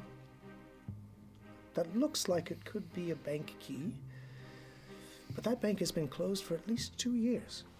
They transferred all of the funds and all of the safety deposit boxes, the entire staff. My understanding is the entire staff, except for I think the manager. The manager died, I think. I don't remember. That's what we heard. We did hear around town, though, that perhaps a few boxes or things may have been left behind. So we actually went to see if we could be allowed entry, and we ran into some patrolling fingers and toe bones, but otherwise Oh, the entrance was sealed. We couldn't get in. Yes, of course. So unfortunately, you see, I am a member of the Reanimators Guild, and my purview is reanimating corpses and overseeing the production of most of the labor forces here in Gep. That really makes. Unfortunately, the bank now belongs to someone else entirely, and I unfortunately don't have the authority to grant access to it. But something tells me there's more to be found out. I'll talk to my people, and I will keep you posted, and see if we can't grant you access. Is there anybody in particular in the Tax Collectors Guild that would be worth talking to about that? Oh, leave that to me, Derry. Oh, okay. I have other things for you to do. I was going to say, we are all obviously, as we're making our name here in Great Urge, anything that you have for us to do, we would likely take on to help further our reputation. Yes, of course. I'll speak with my people, and we'll move on from there. In the meantime, continue to work on your home. I do suggest getting rid of that flower in the pantry, and it's going to draw rats. I'll have someone assist you. Anyway, I must be going. As you know, I'm a very busy woman, and, well, my main reason for coming here is to congratulate you on your new home, provide you with this housewarming gift, and well, you know, check in. But I'll be back, so don't worry.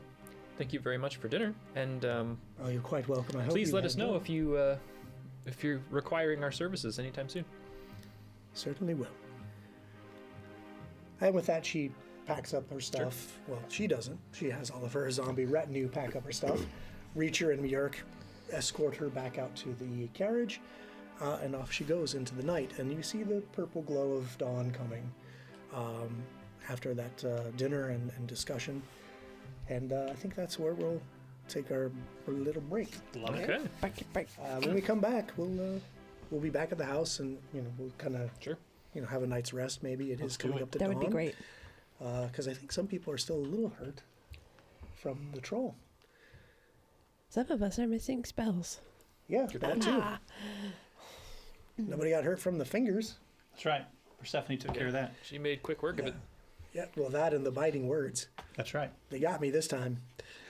Okay, guys, I'm going to hang out for just a little bit. I'll take a look at chat, and we'll see if there's any questions or comments out there that we can talk about, and then I'll sneak away for a little bit, and then we'll get right back to it. So don't go anywhere. We're going to hang out for a little while and talk to you through the break as we just kind of step away from the table and hang out with you IRL. So we have someone who's been here only their second time. Oh, wow. Okay. Welcome in. Yes, welcome. They were asking about what was going on. So Oh no, on? they're upset. We got rid of the good chain. Yeah, they Is are. that it? They're Okay. unfollowing right now. Here we go. We didn't tell Holdoli that we sold it, so hopefully it doesn't get back to our Yeah, it's only our boy. goon that you need to worry about. Right? Yeah, or Sif. Don't let it get back to Sif that you sold his chain. hey, He'll be heartbroken. They'll set that new farm on fire. John here says, how are you gonna? So It's to gonna go back like to the that. question about what's going on. So we are on episode 6. So I'm glad you caught us live. If you want to catch up to the story, we're not really super deep into it. So you can catch all of the videos on demand on YouTube, on Yep. the Elite Encounters channel there. If you go over to YouTube, be sure to subscribe to that so you get notifications when a new episode drops. We have other content on there, like Critical Knowledge, for example. We have our other campaign that drops on there. We have... Unfortunately, we're on episode 70 of that, but there is always. It's still a great show, and it's easy to kind of get into the jive of things, I think, with that one, because the narrative is so good. And but for this, we're just on episode 6. So this is the Bloodlords Adventure Path that's published by Paizo, the company that produces Pathfinder 2nd Edition. That's the rule set we're using. The group of players at the table are aspiring Bloodlords. They have worked to secure a farm that the shipments had stopped outside of the city of Grey Dirge, and a Bloodlord, Berlin Haudoli, hired them to investigate that. They determined that there was some alchemical poisons mixed in with the crops that were obviously there to hurt them quick.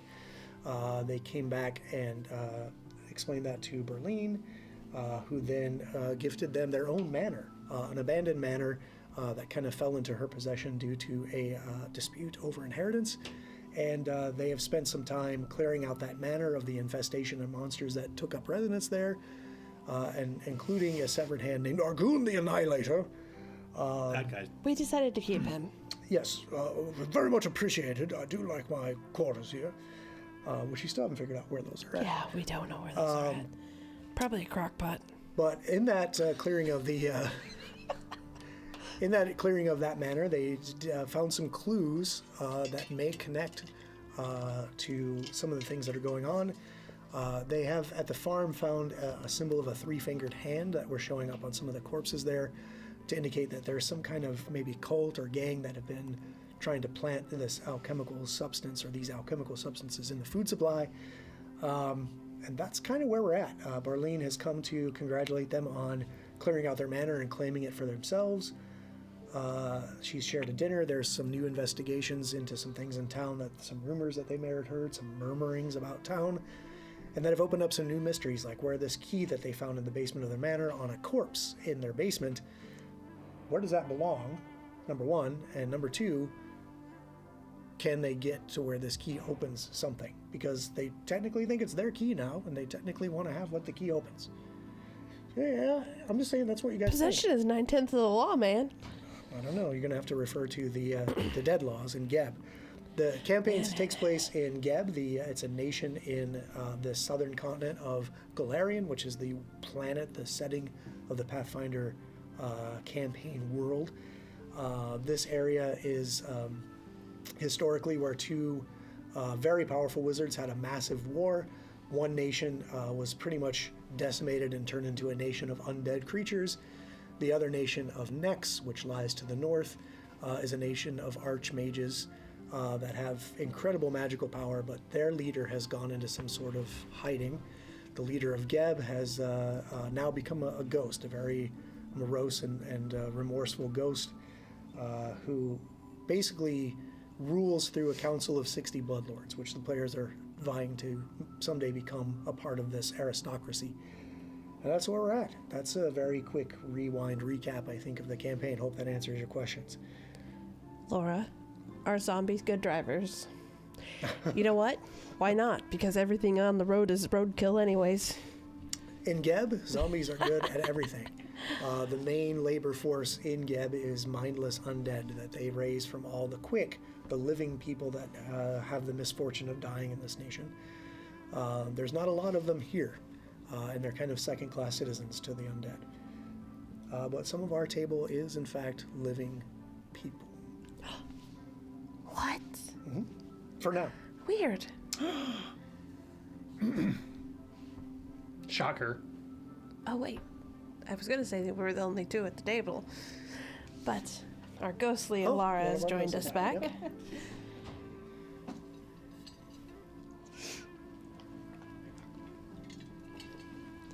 Isn't that your last name? No. Oh.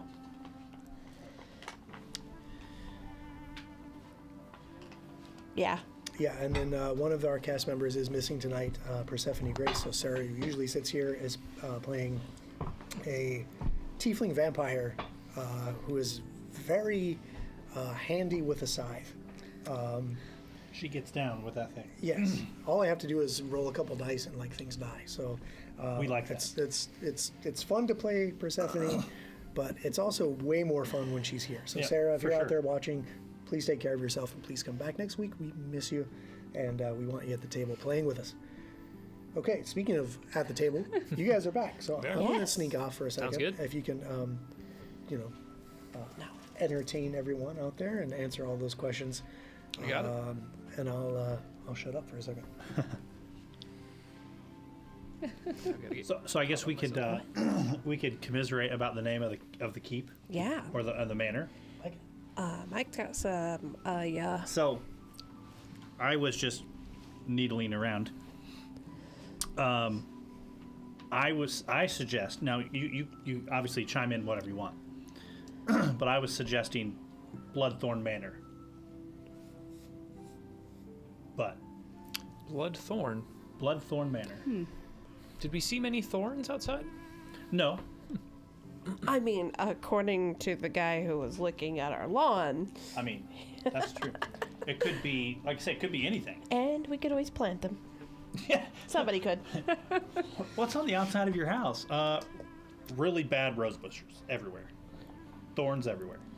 I mean, we could plant a bunch of roses. It's true.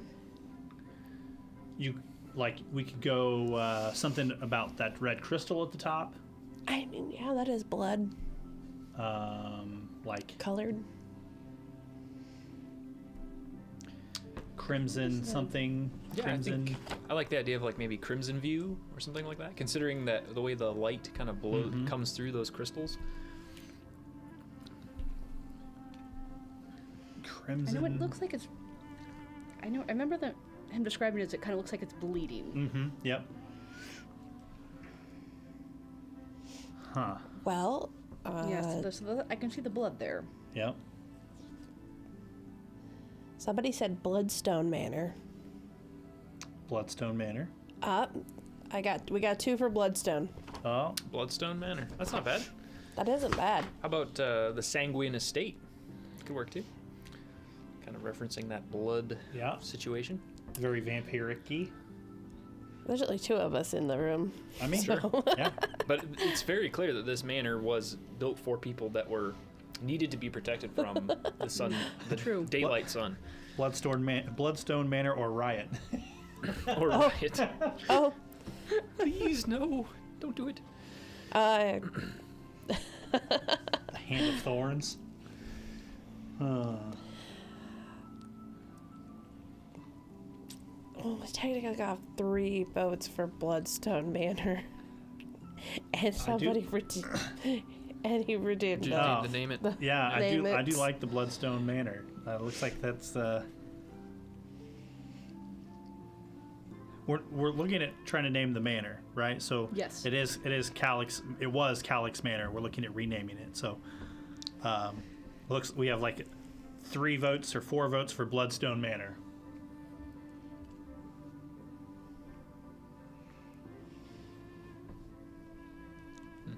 The Hand of Thorns, huh?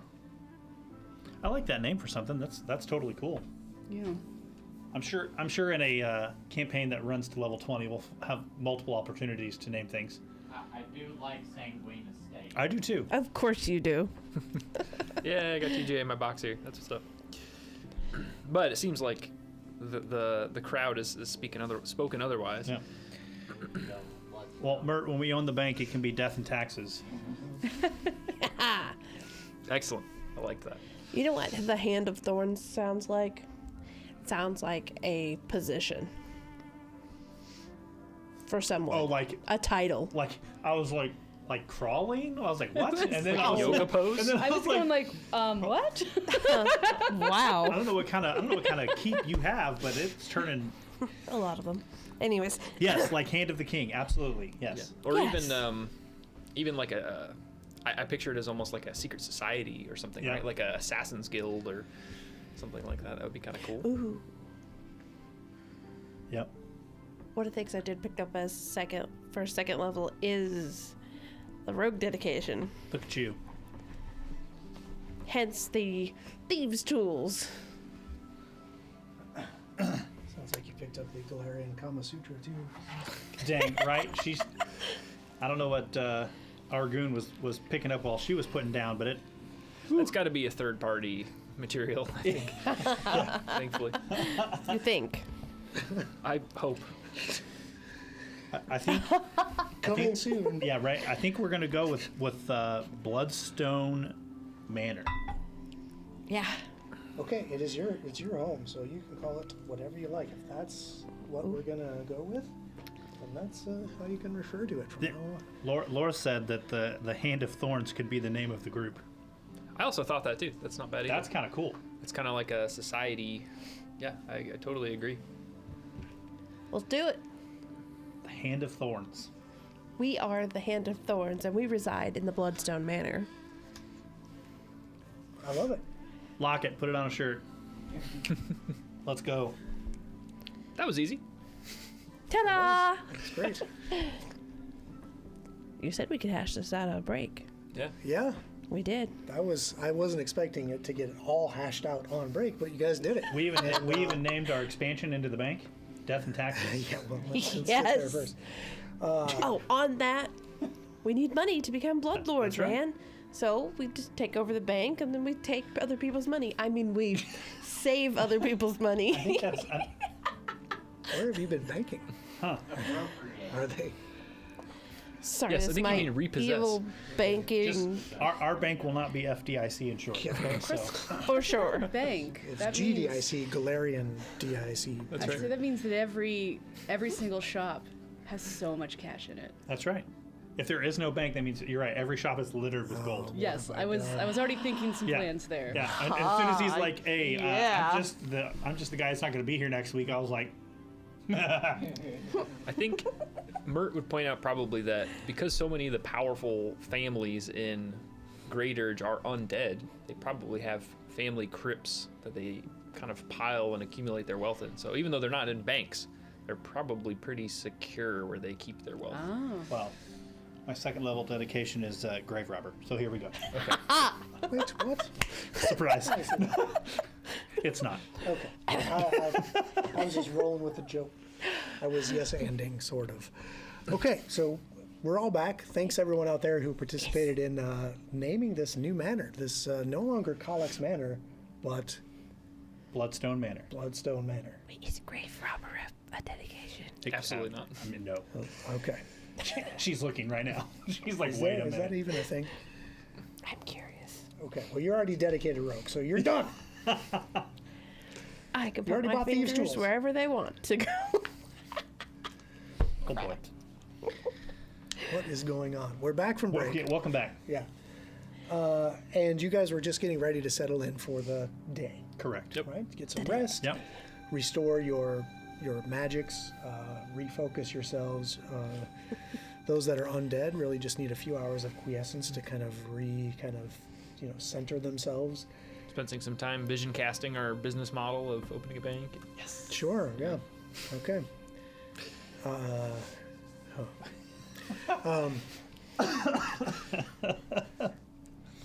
So those of you who only need to rest for a few hours, once that few hours passes, it's technically 4 hours for those of you that are undead. That's pretty much just our ghostly characters here at the table. What do you guys do after you kind of get your rest? And it's still daylight out, obviously. Inside, though, because of the bloodstone at the top of your manor, there's Well no played. yeah, there's no effects in here. It's this kind of red light in the kind of that grand domed courtyard. Well, after our meal with Haldoli, I would have taken some time to kind of jot down the recommendations that Haldoli made about the home, and then start making an inventory of things that we need to start requisitioning, whatever that is. Maybe long-term goals would be like to replace the cabinetry, as she suggested. Short-term goals would be like to clean out the pantry and get some real, supplies in there. Okay, sure. So you spend the rest of the day like full on Mert. Oh yeah, I'm Merton out. Okay. Big time. All right. How about Alara? She's you said we have kind of day breaking now. Not yeah, quite yet? yeah. Okay. So when day breaks, that's when you guys go to sleep, Right, or so I've you're had- kind of this meditation, and after 4 hours, you're up and about. Okay, So it is perfect. daytime. It's probably noonish, Nice. give or take. Perfect. So yeah, Laura's going to kind of go back to her new morning ritual in this home of going to the door to see if Greybeak is coming to visit. Oh, okay. And time for some more song time. Right. How do you open that door? Well, I have to stand there for 10 minutes and concentrate. Okay. All right. So yeah, you let Greybeak in, and are you gonna do kind of the same thing? Yeah, or- except we're gonna find a new location. So we tested out the pool Yeah. last time. So we're actually going to go down to the what was it, a crypt area? I'm trying to think of like the phrasing used for it, down like the hidden passage down in that area. Ooh. Okay. So behind the cells, Yeah. into the Skull Fairy room. Yes. I mean, maybe not all the way in the Skull Fairy room, just in that first area. Okay. So it's just a 5-foot wide passage lined with skulls. Yes, because we want to hear we're testing acoustics all across. Oh, freaky. Okay. I yeah. love it. Hearing the noise coming through those little passageways into those cells would be. Oof. Yep. Echoing through those peephole skulls into the cells. Yeah, that's very, very creepy. While you're doing that, maybe you're down there with the Greybeak, and you're doing your songs and you're harmonizing like you mentioned. Mert's taking an inventory, and as Mert's doing an inventory, there is a tiny like rapping at the door, just like. tick, tick, tick, tick, tick, tick, tick, tick, tick. The finger bones followed us home. All right, who fed him? I'll certainly go find maybe Persephone to open the door for me to see what's going on out there. Okay, so she's practicing some maneuvers and stances with her weaponry. She's scything. She's scything Gonna out. have the vampire open the door during the daylight. She could stay behind the door. Be fine. Ooh. I can do the looking out. I suppose if I have to interrupt my training, you did see what I did to those fingers, right? Fine. And she goes, and she is, as the door opens in, she just kind of stays behind it and kind of like smushes herself up against the wall. And you look out, and you see a raven Oh. that flutters down to kind of land at the doorstep. And it's just squawk. And there's something tied to one of its legs. Interesting. And it's just Well, I will have to go find a third person now to step outside and untie the message from the raven's foot. But certainly, oh, hello. Unless it like hops inside with you. Yes, one moment. Let me get somebody who can get that for you. Just very courteous to this bird. The angst in the bird's look. like, Really? it preens its feathers a little bit and like Like turns its head to the side, looks at you. Lysander, could you please there's a raven outside. I need you to What? There's a message tied to its leg. Perhaps it's from Haldoli. Could you see? Unfortunately, I already asked for Persephone's help, and well, she can't go out to get it. And So did you like push my? How do you open? Do you just come in my room? ooh, I'll just be talking through the door. Okay. I can't. Great. So you, as soon as you start talking, you hear like this muffled like, as I'm frantically searching for something, and just a minute, and then just a minute, hold on, as he's covering his face, throws his robe over himself and comes to the door, pulls the door open. Forgive me, I didn't listen to a word you said. What now? That's totally fine. It's hard to hear me through the door, and of course, I can't let myself in. But there's a raven at the door, and it has a message tied to its foot. Perhaps you could get it. I asked Persephone to open the door, but of course she can't go out to get it. So Silly. All right, yeah. I'll go over to the door. Here, little guy, let me get this. kind of hops back from you for a second. He said no. he doesn't like the matching Yeah, right. beak, And then it kinda- beak-like mask. Flutters in, and it won't come inside. Yeah. But it flutters back down to the door jamb and just kind of sits there and allows you to take the missive from off its leg, not to scale. Okay. Not to scale. Big raven. It's like a giant raven. Oh my God. Happen. And then as soon as you take it, it flutters off and flies away. We didn't have to tip him. That's good. And it flies back. And it puts out a wing. Give it a silver. They would love a silver coin, I'm sure. Right. All right. So, fellow friends of Bloodlord Berlin Hadoli, I invite you to. Oh God. Sorry. I invite you to dine with me in the shadowy, scheme-filled halls of the Empathy Threshold, where I faithfully fulfill my duties as head priest of the Midnight Lord. Maybe rub your eyes a little bit more. Hold on. Hold on. Whew, haven't even had my coffee or nothing. Scream-filled halls. I invite you to dine with me in the shadowy, scream-filled halls of the empathy. Empty. Of the empathy. What does this say? Empty. Gotcha. Threshold, where I faithfully fulfill my duties as head priest of the Midnight Lord. Okay. I have learned of your recent work to restore Mistress Hadoli's farm and the troubling things you have discovered there. It pained me when I realized a member of my own congregation possessed information that may be related to your discovery. It seems the Dark Prince wished this information to emerge from the shadows only now. I believe it may be of use. Join me tonight for dinner, and we can discuss the matter privately. Eternally envious. Ordegar, Stitch Skull.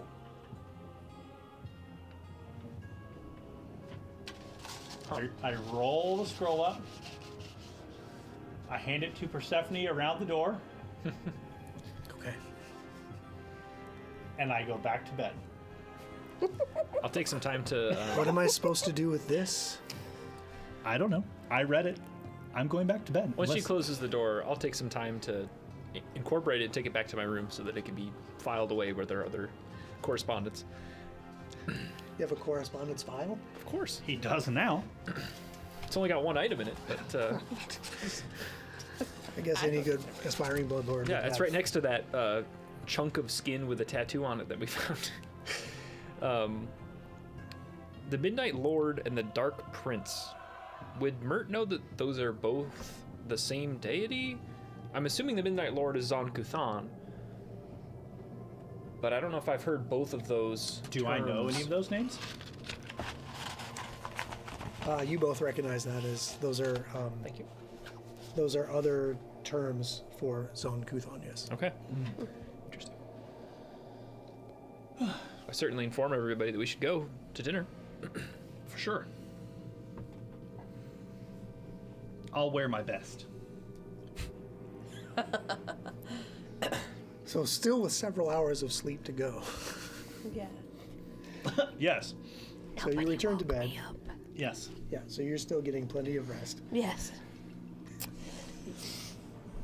And the remaining 8 of the hours that you guys require passes without being woken up again. Good.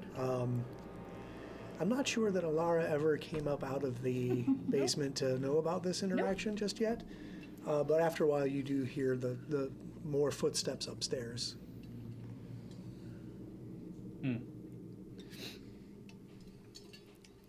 I will get myself put together and come back out after my rest. So, have we figured out where this place is? Do we know where this place is? Empty threshold? place? It must be in Great Urge. Haldoli referenced it. She said something about it when she was going to talk to her contacts there. This must be how they heard. Is that the is that the temple, right? Yes. That, Yeah, I assume it's the temple to Zon-Kuthon. Yeah, Zon-Kuthon. I'm sorry, what? He's the god of like pain and suffering. Oh, I knew that. The empty threshold is his temple. I imagine it would be a, Why are we going there? a disturbing place to visit. So there I was, sleeping, minding my own business. You're the victim? Yes, 100% the victim here. Mert comes to my door and says that a raven drops off this missive. He didn't really drop it off, it was tied to his foot, but details. So I had to get up from my slumber and untie it from the raven, and here's the letter, and I'm sure it's filed away in some kind of file somewhere in Mert's pack. But he delivered a letter, and we were invited for dinner at the temple. Because he was, you'll have to forgive me, this was like hours ago now. But the guy was upset that a member of his congregation was involved in the happenings of the farm. Oh, really? And he has some information that he'd like to share with us privately over dinner. And at this point, Alara's gonna come upstairs and ask you what's going on. Do we tell him about his buddy in the basement? Awesome. Lysander will swing his head and look at Alara and say, just read the letter. Yeah, and if I've incorporated it, I could definitely pass it to you. But a couple things that I am interested in is the scream-filled halls of Zon-Kuthon. Sounds like a place I'm not interested in going. But I suppose we must if we want to know more about why this man was in our basement. I mean, And also his salutation of eternally envious. What exactly do you think he's envious of? Perhaps this key or the estate means more than we thought. Maybe. Hard knowing. But I am hungry. You're always hungry. It's one of my better qualities. I'm kind of concerned about what dinner and rituals are taking place that I'm not necessarily comfortable bearing witness to. It'll be fine. But if it gives us answers, I suppose we should go. I mean, Mistress Haldole told us to continue our investigation. Surely we wouldn't want to tell her no. It's true. And what's one more possible ally? I mean, Yeah, we are in the business of trying to make connections. that is true. And what was it? High priest? Yes. High priest? Yeah, the high priest of the anti-threshold. A high priest. Sounds like a good ally to me. Certainly. We'll have to take that that tattooed piece of skin as well to show him that. Yep. And what was the phrase? I can't remember. I'd have to fish it out.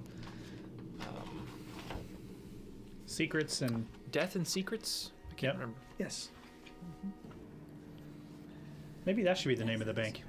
Yeah, Death and Secrets. I like it. Just spitballing here.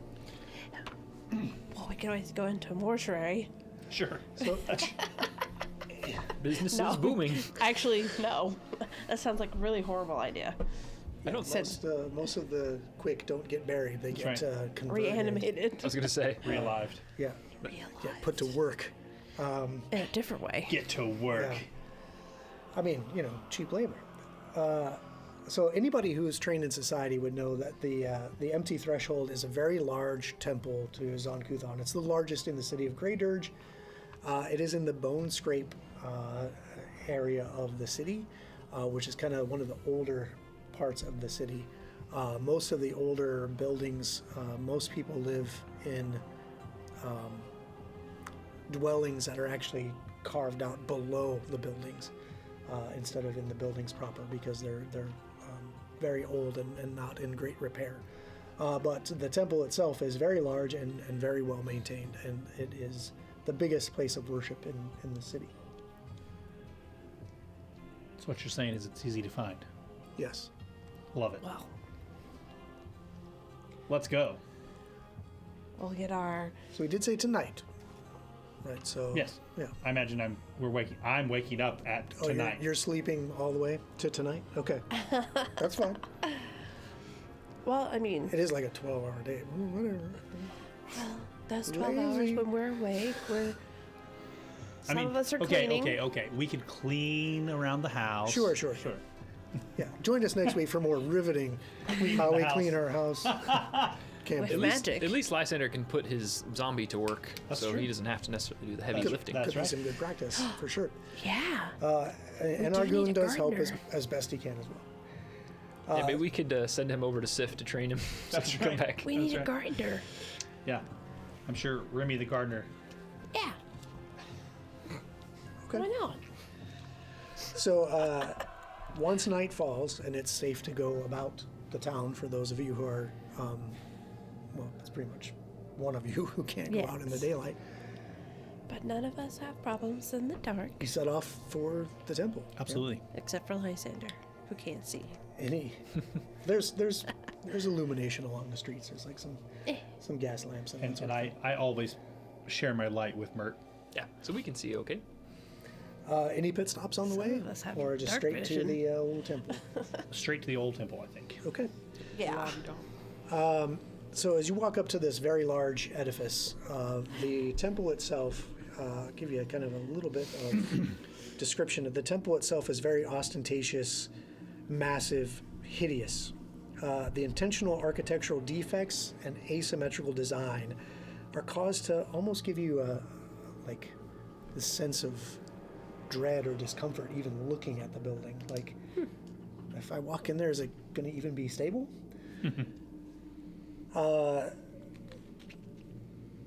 The doors are lined with grimacing skulls. Like the skulls themselves look like they're in pain somehow. Wow. And there are some kind of twisting sculptures on the staircase leading up to those doors into the temple proper. When you open up onto the entryway of the temple, there are a trio of acolytes already at the door, as if they knew you were coming. Fair. One of them stands in front. All three of them have very pale skin. They are shaven head. They are covered in various tattoos. The one in the front introduces themselves. Greetings. I am Yigefka. I am one of the main acolytes here at the temple. Welcome. Behind me are Rofella and Teket. And as he speaks, or they speak, it's hard to tell, their leather clothes kind of, you can tell when they move that they almost tighten on them, as if to like restrict their movement and maybe cause a little pain even just moving in their clothing. Igefka is covered with tattoos, and as you look at them, most of them look like they're creatures that you wouldn't associate with darkness. These are more creatures that are fanciful and peaceful creatures, like unicorns. But those creatures are apparently twisted into positions of terrible pain, and their faces are tattooed to look as if they're grimacing or crying out in agony. Rafila and Teket have all kinds of ritual scarification on them, and some of them are actually still bleeding as if they just did them. If you would please follow us to the room of ablution before we take you to see the priest. Okay. Okay. Mert is deeply uncomfortable and scared of these people. What would drive them to do this twisted thing to themselves? The two, maybe they're twins, that have the fresh scars walk ahead of you. And Yigefka takes a position behind you, and as he does, he kind of looks down at Mert and gives a little smirk at your discomfort. After you, sir. And you can just make out as you're going down these hallways the sounds of screaming coming from deep within the temple. Very well timed. Fun. As they lead their way through these darkened hallways, you maybe out of the corner of your eye see in an alcove someone crouch down, drawing a blade across their skin as they collect the blood in a small chalice. They finally come to a room with a ceremonial bowl that's filled with clean water. Igefka explains, in order to enter the temple proper, you must participate in ablution. You must give of yourself, give of your pain, give of your suffering to the Midnight Lord. We can assist you if you prefer. I can tell by your blank stares you don't know what Can to I have do. a religion check?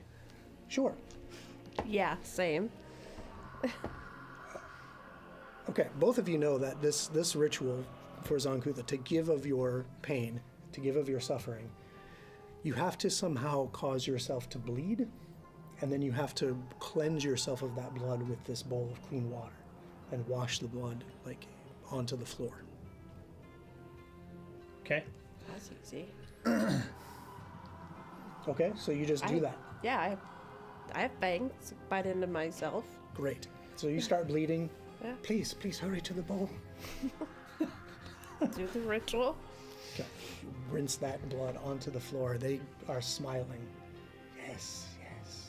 Thank you for sharing your pain with us and with the temple and with the Dark Lord. I'll just reach over to Persephone's scythe and just kind of grab the end of it, slicing my hand, Yes. and then Quickly now. over to the bowl. Isn't it delicious? Laura's going to pass a very confused glance to Mert. And I'll kind of look at you and look back at them, and I'll draw a sword from my waist. Not my big great sword, but it's a smaller one. Kind of place it into my hand and prepare to basically run it across my palm, and I kind of muster up to do it, and I can't. You'll have to do it for me. I'm sorry. And I'll sheathe my sword and basically just turn my back and just like wince for whatever potentially way they're going to assist me. The twins look at each other and smile. Yigefka, my friend, if you are too weak to share your pain, you can inflict it on one of us. We would be happy to be your proxy and share our pain with you.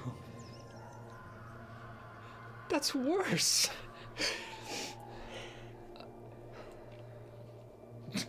You must give of the ablution. It's either you... Kind of look back Rafila- after kind of resheathing my sword. I still look back to Alara like, are we doing this? Are we really doing this? I mean, if that's the option, I'm game. Oh, okay. So she's cool with this. So one of the twins steps up Yeah. and kind of slides the leather blouse that she's wearing up her skin. You can see that like there's already scars all over her forearms, and she lays them out for you. Please, share your pain with me. Of course, I'm gonna have to. I'm thinking here. Oh, I guess I could. Well, I was like, I guess I couldn't do it with telekinetic hand. I'm trying to think of like the best way to be able, because I've got a sword, but I have to stand there for 10 minutes. I think for the purposes of like your sword, Yeah. like just mechanically speaking, Yeah, if it you were would to be- it would fight work. with your sword, you can hurt I guess that's somebody. true. That's So true. Yeah, you if can you just strike for sure. Yeah. Okay. Yes. I've never. You know, it's funny. I always just cast. This is new for you. Never even Yes. seen Yeah. you draw the sword. It makes sense. No, I that actually, you I would- actually do. sword? I do have a sword. It would make sense that you would be unfamiliar with how this even works because you So, haven't. so I'm gonna like really awkwardly pull this long sword out. Like I have. She looks at her twin. This is going to hurt even more than I thought. Please. I was. If I make it good, can it count for both of us? I'm afraid not. Sorry, I tried. She eagerly lays out her forearms for you. Okay, and Licks her lips. Alara's going to kind of draw back alarmingly far. And then she'll kind of You just need to draw blood, my dear. Not chop the whole hand off. she'll kind of like strike down kind of like awkwardly, but still catch herself, so it's a little more than just drawing blood, but you know, not too much. Yeah, it's like I love it. Delightful. enough to make everybody, the rest of the team flint. My hand of thorns all flinch. There you go.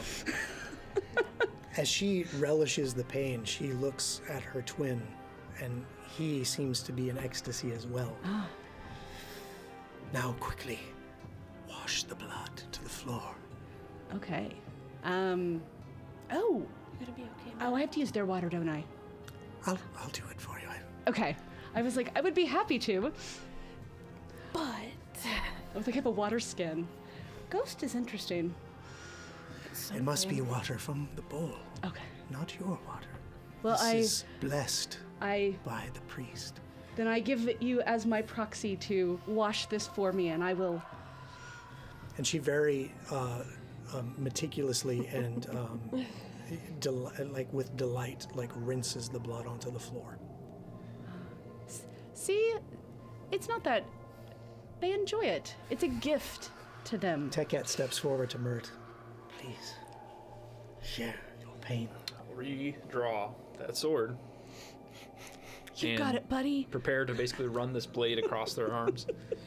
And then, as kind of bring it over my head, I'll flip the blade around, blade side down in my hand, and then just run it across my forearm and just let the blood start, this ectoplasmic, start seeping out of my arm and fall to the floor. And then I'll just look away and expect them to kind of rinse it off for me. Quickly. And the twins scoop up handfuls of water and rinse the ectoplasm onto the floor. He shares his pain with us. I know, sister. It's delicious. And Persephone, very matter-of-factly, pulls out a dagger and just cuts her hand, rinses it. Okay. Next. Now that you have shared our pain, follow us to meet the high priest. And they lead you down this corridor, again past several rooms. You actually end up going past several dead-end passageways. There are doored chambers where you can hear whimpering and screaming behind the doors.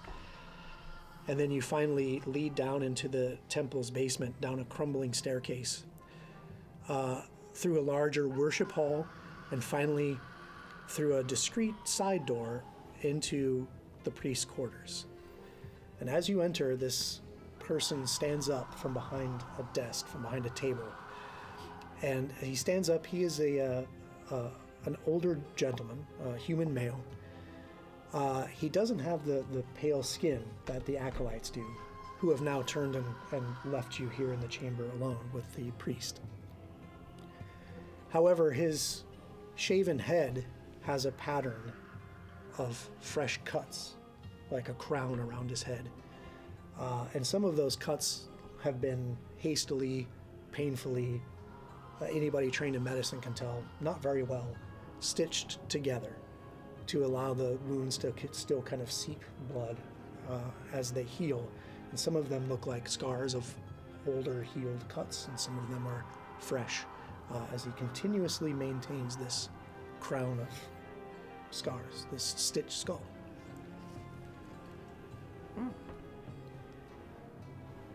Please come in and sit before me.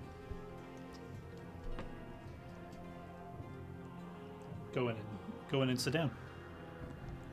Sure do. I will hover over a chair. He sits back down, and as you're sitting in front of his desk there are plenty of spaces for people to sit or stand as they prefer. You see that he sits down to a platter where a large arachnid creature trembles, legs up on the platter. Some of those legs disconnected from the body.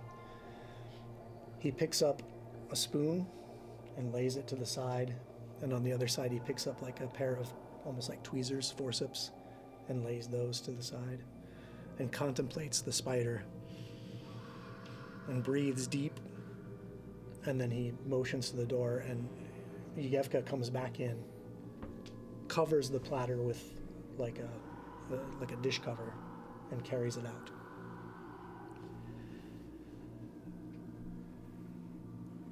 I thank you for accepting my invitation. Please, I will have them bring dinner in just a moment. As they're bringing it, please, I would like for you to tell me a little bit about yourselves. We have a shared friend, Mr. Sperling Haldoli, yes. I'm curious why she sees such potential in you. Tell me more about yourself.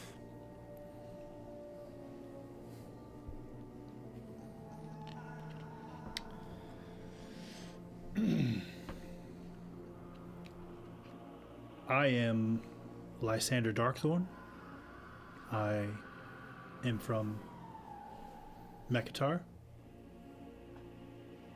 And I am the chosen of Urgathoa. Oh, indeed.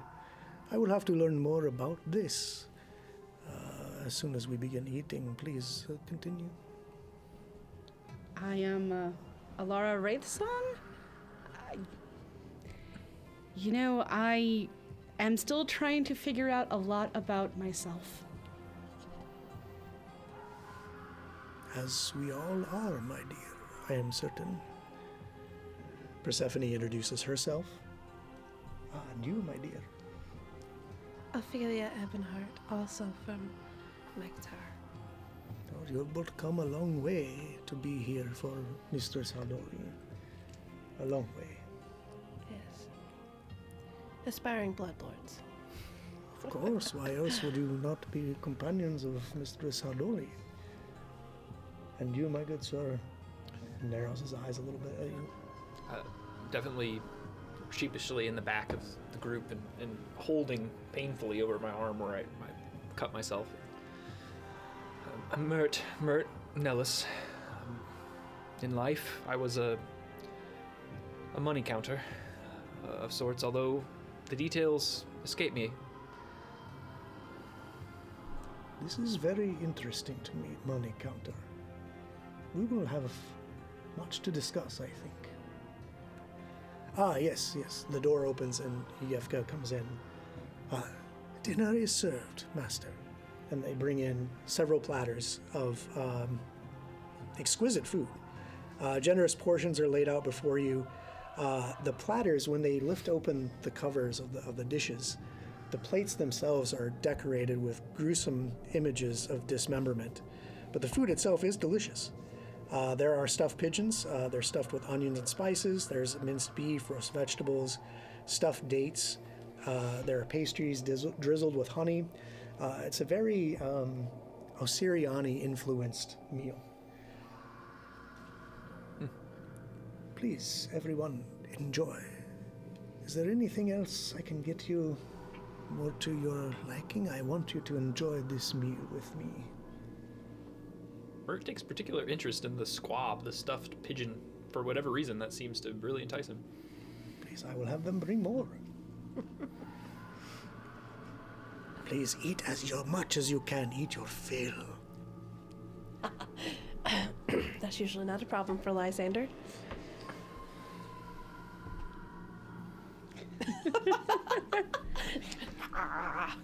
So as the meal progresses, he goes, I myself, you know me, I'm Ortagar Stitchskull.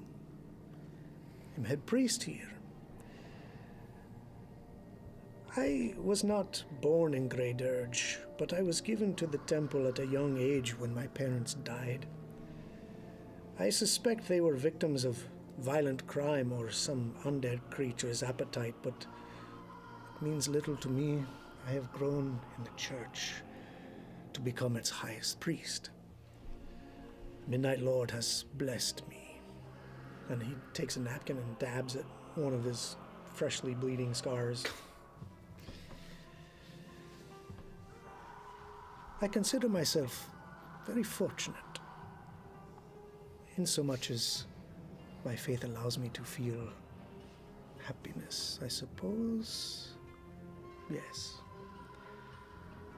And I shared in this joy of life with Mistress Hadori. It's how we become such close friends. This love of being able to eat real food and enjoy the taste of it, the spice, the aromas. This experience I never want to give up. This is why I take little interest in the Blood Lords or becoming a Blood Lord or even giving myself to undeath. I, for one, would like this temple to continue to exist and continue to worship without interference from the Blood Lords in Mekhitar. But I do have much respect for Berlin. It is so rare for a Bloodlord to also retain that zest for life, that thirst, that hunger for delicious food and refinements of life.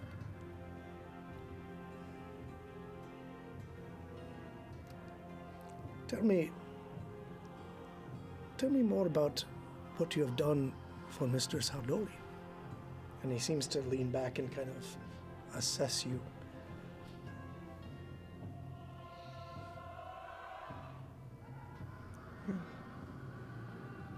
Did someone pick your tongues? I'm just frustratingly trying to work on this ethereal stuffed pigeon that its form seems to like not want to, resolve into anything I can work at, and I'm already frustrated by or angered by what I had to do to myself to even be here, and now that I don't even get to really enjoy the meal, I'm kind of like on the edge of boiling over. So I'm not responding. We're still working for her. High Priest, I appreciate your generosity with dinner, but of a man that has risen to such prominence in your congregation here, if we were to do business with you, I would hope you would not expect us to go and divulge the things that we do for you. I would simply ask that questions of things that we've done for Mistress Hadoli, that sounds like a question that is above our station to reveal such information. Oh, I see what you're trying to say. You don't trust me. It's not that I don't trust you. It's I want you to be able to trust us. If we were to work with you, I would want you to trust us to keep your information as close guarded as we keep Miss Haldoli's. Yes, I understand. I'm merely asking, why? What has she seen in you? What have you done for her to have her put her faith in you as potential blood lords? As a man of faith, I would hope you would understand that some things just work in mysterious ways. It's interesting to say this. Do you have your bones out on the table, or are they? Oh, they're in my little bag there on the where he's sitting. What are these? Of these? Yes. These are, and he will just dump them out onto the table. Oh. It's a collection of finger bones and hand bones and various animal bones. And every morning I will cast these bones and let their landings to determine my fate for the day. This is very fascinating. And he has a discussion with you about this ritual that you conduct. And did you collect the bones yourself? Did you cause pain to the creatures that you took the bones from? Etc., etc. And as this conversation progresses, I'm going to allow you to give me, you can choose. Sure. Because you're talking about occultism or religion and your ritualistic use of these bones to kind of impress me with this interaction. Sure. I would use occultism. Very well.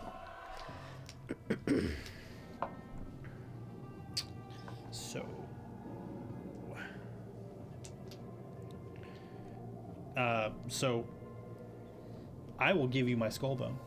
Ooh. Oh, really? Yep. Because I rolled a 1. Ah. Oh, I So would've done anything's that going to be too. better than this, right? that's right. Hopefully. It's much better. So that's an 18. So he will actually pick them up, and he'll open his hand and hand them kind of in his direction. I've casted them this morning. It is not in good faith to recast them and say that you don't assume the fate that were given to you. But if you would like to try, I'll read it for you. I am fascinated by your practices, but I will not engage in this. I think this is more an important ritual for you. Oh, it's paramount to me.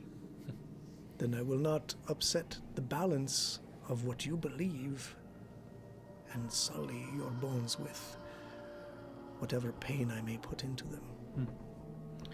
But I appreciate your offer, my friend. You, I assume you know where we live if you ever change your mind. I do. And he will put him back in the little bag and seal it up and hook it back to his belt. As you guys kind of wrap up your conversation, I would kind of say, so you said you were interested in the services of a money counter. Is that right? It is not precisely what I said. I said that we will have some interesting things to discuss, and we'll start having a conversation about what you know. Sure. And your interest in, what do you bring up when you're having this discussion? I would just share kind of my experience since we've been working with Howloli of keeping, a tight ledger of the things that take place, the things we find, and if we're to, provide our services to him as well, I'll practice the same level of meticulousness. And also ask maybe, what is it that would be of value to you in terms of my accounting skills? We will discuss this soon, please. Patience. But if you like, after this interaction, you can do your society, Okay. or diplomacy, or lower accounting Ooh. to make an impression on. I'll give a lore accounting. I think that feels flavorfully the right choice. I agree. That's going to be a 19. Hey, good. Yep. I can tell by your meticulous ledger that you are detail-oriented. This is a good quality to have. I will discuss more with you on our own time, but this will require you to come back to the temple. He says, maybe we could meet outside. Yeah, maybe you can meet at our place next time. Does anybody else want to engage in any conversations like that? I think Yeah. you see where I'm going, right? Yeah. Uh-huh. Okay. What you got?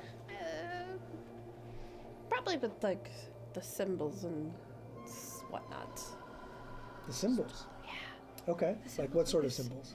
Like the symbol of his, Scars. well, his scars and, the ones that they wear. Oh, you're talking about my acolytes? Uh-huh. Okay. Yeah, so we could discuss sort of that scarification, the ritualistic scarification, and, kind of go back and forth about that and why Yugevka was so fascinated by the pain of beautiful animals as for his tattoos and how he got those tattoos or how they got those tattoos. And after a while, you can give me an occultism or a religion on that. Unless Occultism. you have lore tattoo. Occultism. Okay. That's a good point, because you also have a tattoo of your own. Not that you may or may not have shared that with them, but Oh, do you have a tattoo? Oh. I have a 20 in Ooh. occultism. Okay. That's very good. Get there. So he delights in discussing this worship. And It's a tattoo. yes.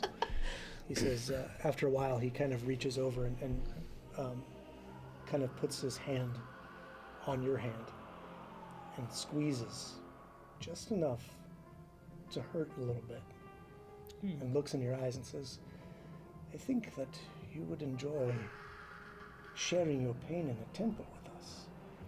Your kind are closely linked to the Midnight Lord, and I can teach you much about the deliciousness of pain and the essence of suffering. Should you wish, my dear. And he squeezes even harder, and his nails are biting into the flesh of your hand. Sounds delightful, yes. Just smiling. We will Showing my talk teeth. more. Ah, yes. Those fangs could cause delectable pain, I'm sure. Big smile. Shows the fangs. Okay, is it a real smile or is it one of those like fakey smiles? No, it's a real smile. Okay. Very good. After Alara rolls her eyes, she's I saw that, you. it Don't seems be jealous. as someone who cannot partake in or finds it very difficult to partake in real food, I would like to know more about this interest that you and Howloli share, and I want to hear more about this real food and your love And I'm going to use my skill of Hobnobber to Okay. try to get information out of this. Cool. Excellent. Okay. Love it. So, explain to me how Hobnobber works. I will just give you the description. It says you are skilled at learning information through conversation. They gather information. Exploration activity takes you half as long as normal. Okay. Yeah. And it says which I'm not a master of diplomacy, Okay. but I'm trained in it, but not a master. So She's just quick at getting that information out Yeah. of people. Yeah. So you're just better at Yeah. discussing things and getting people to talk about what they Yes. love to talk about. Perfect. So he of course loves to divulge more about and he starts going into the recipes for what you're eating, the spices that are imported from Osirian. Mistress Howdoli and I love to share and just on and on and on. And you go ahead and make diplomacy, or if you have lore cooking, we can throw that in there. okay, that's what I got. And yeah. I have lore genealogy, but then I've got, you said diplomacy? Oh, that's better anyway. Yeah, diplomacy or lore cooking is fine. Yeah. 21. Oh, All right, hot rolls for the. this is very, very good. Okay. Would my lore would have been a different number if you're using the room? I can't tell you Okay. because it's not technically recall knowledge. It's No, this for is sure. just interaction Yeah. with the priest. But Because I have lore fortune telling. maybe. But yeah. Either way, you have all made an impression Great. on priest Ortegar, Stitch Skull. And he closes his eyes as he enjoys one final morsel before gently returning his napkin and spoon to the table, and methodically straightens them as he clears his throat. He slowly massages his temples, straining the stitches on his head, and then wipes away just one more trail of blood oozing from the scars, and then places his palms on the table and snaps his eyes open. I hope you have enjoyed your food. Later, I must pay for the pleasure of this meal and all the pleasure it has brought me, he says, and then kind of glances at his spoon. But for now, I have important matters to discuss. I recently learned of an apparent plot to introduce some strange substance, poison perhaps, to Geb's food supply. This plot involves not just any remote farm where the food would undoubtedly be shipped overseas and be of no concern of mine, but a farm that supplies Grey Dirge itself, including this temple. You all know of what I speak, of course. I have a confession to make about why I've brought you here. Word of this plot did not reach me by way of our mutual acquaintance. Mistress Berlin Howdoli, the esteemed reanimator. No.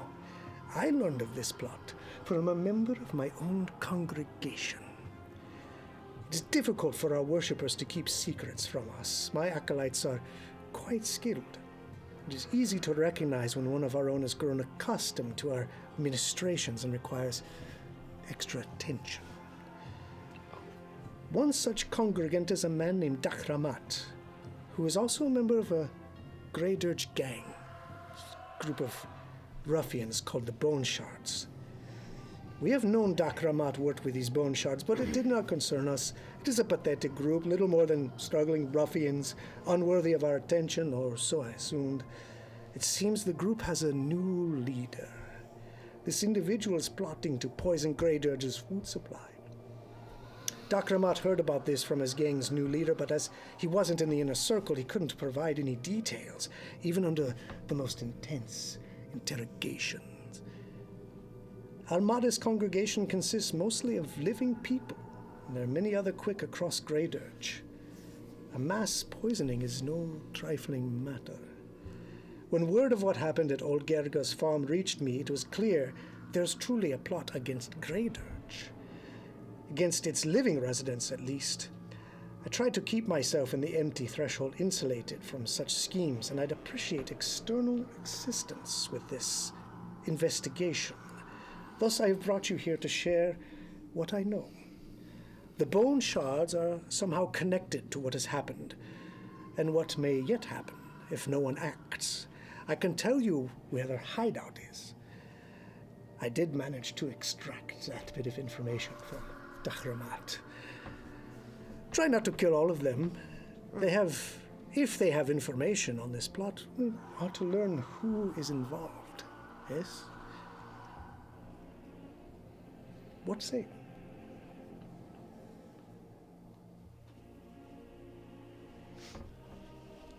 Sounds advantageous. I hoped you had seen it that way. If we find this new leader, would you like us to bring him to you?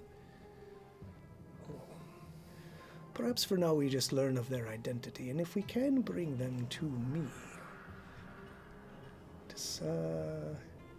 perhaps we can extract information from them. I like how you think, my friend. Is it true that there are fletchlings among them? Oh, I've heard this rumor that they are fetchlings, but to have a whole gang of them in the city seems so... well, it makes no sense. Fetchlings are so rare, even here.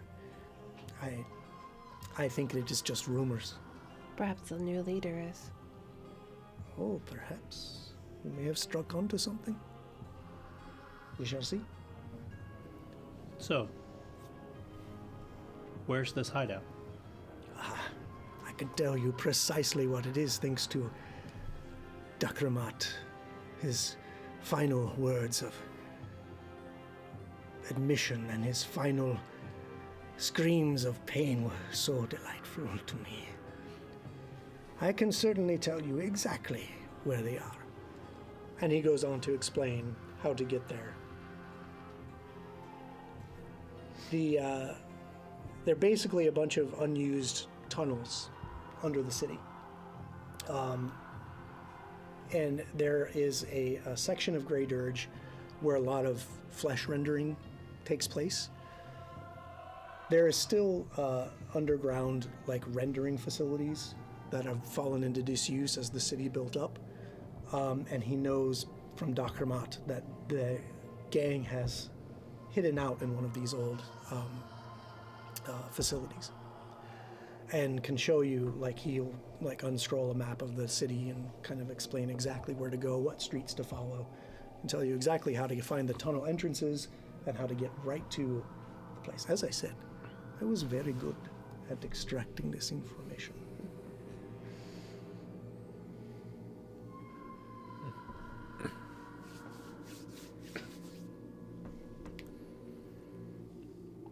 Are you taking notes, Mert? Is there anything else, Got dubious or notes. should we be on our way? If we have all finished our meal, and I think we have come to an agreement, I have enjoyed your discomfort enough. What say on the side of compensation for us? My friend, information to help you in your rise to being a Blood Lord with Mistress Ardoli is compensation enough, don't you think? Perhaps an open door for the future? An open door here at the temple? With you. Oh, of course, of course. If this is all you ask, you have it already, my friend. Very well. Mert, make note. Yes, I've got the verbatim quote of what he just said. Got it. If you're talking about robbing the place, I will fucking kill you. And the campaign will be over. Yeah. And you will have to get a new GM and all the things. Mert's not interested in stealing a bunch of no. torture equipment from For sure a not. freaky No. temple. I'm good. I mean, there's business in that too, depending on who you go to. Boy, oh boy. I'm good. Sorry. Bank in the front, party in the back. We can certainly arrange for you to have a side gig. If you like. But please, I must now get back to my meditations. And he grabs the spoon and the forceps and waves in Yevka. He clears the table and brings in his platter with the spider still quivering on the platter. Good evening. Freaky. Okay. And goes back to playing with the spider. So we should have time to make it to this facility, correct? Oh I yeah, mean, before daylight. Yeah.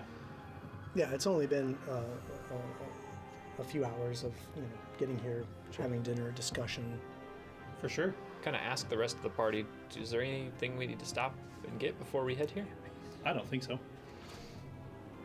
And I'm assuming if this is in tunnels, then if Great we're point. out of light, we'll be Yeah, out of we light can rest anyway. there if we need to. Yeah. It's true. And we can always see if there's a tunnel that happens to run by our house. Right? Well, the tunnel. You're saying once you're down in the tunnels, you want to see if they go by your house? Sure, why not? I wonder why it's called the empty threshold.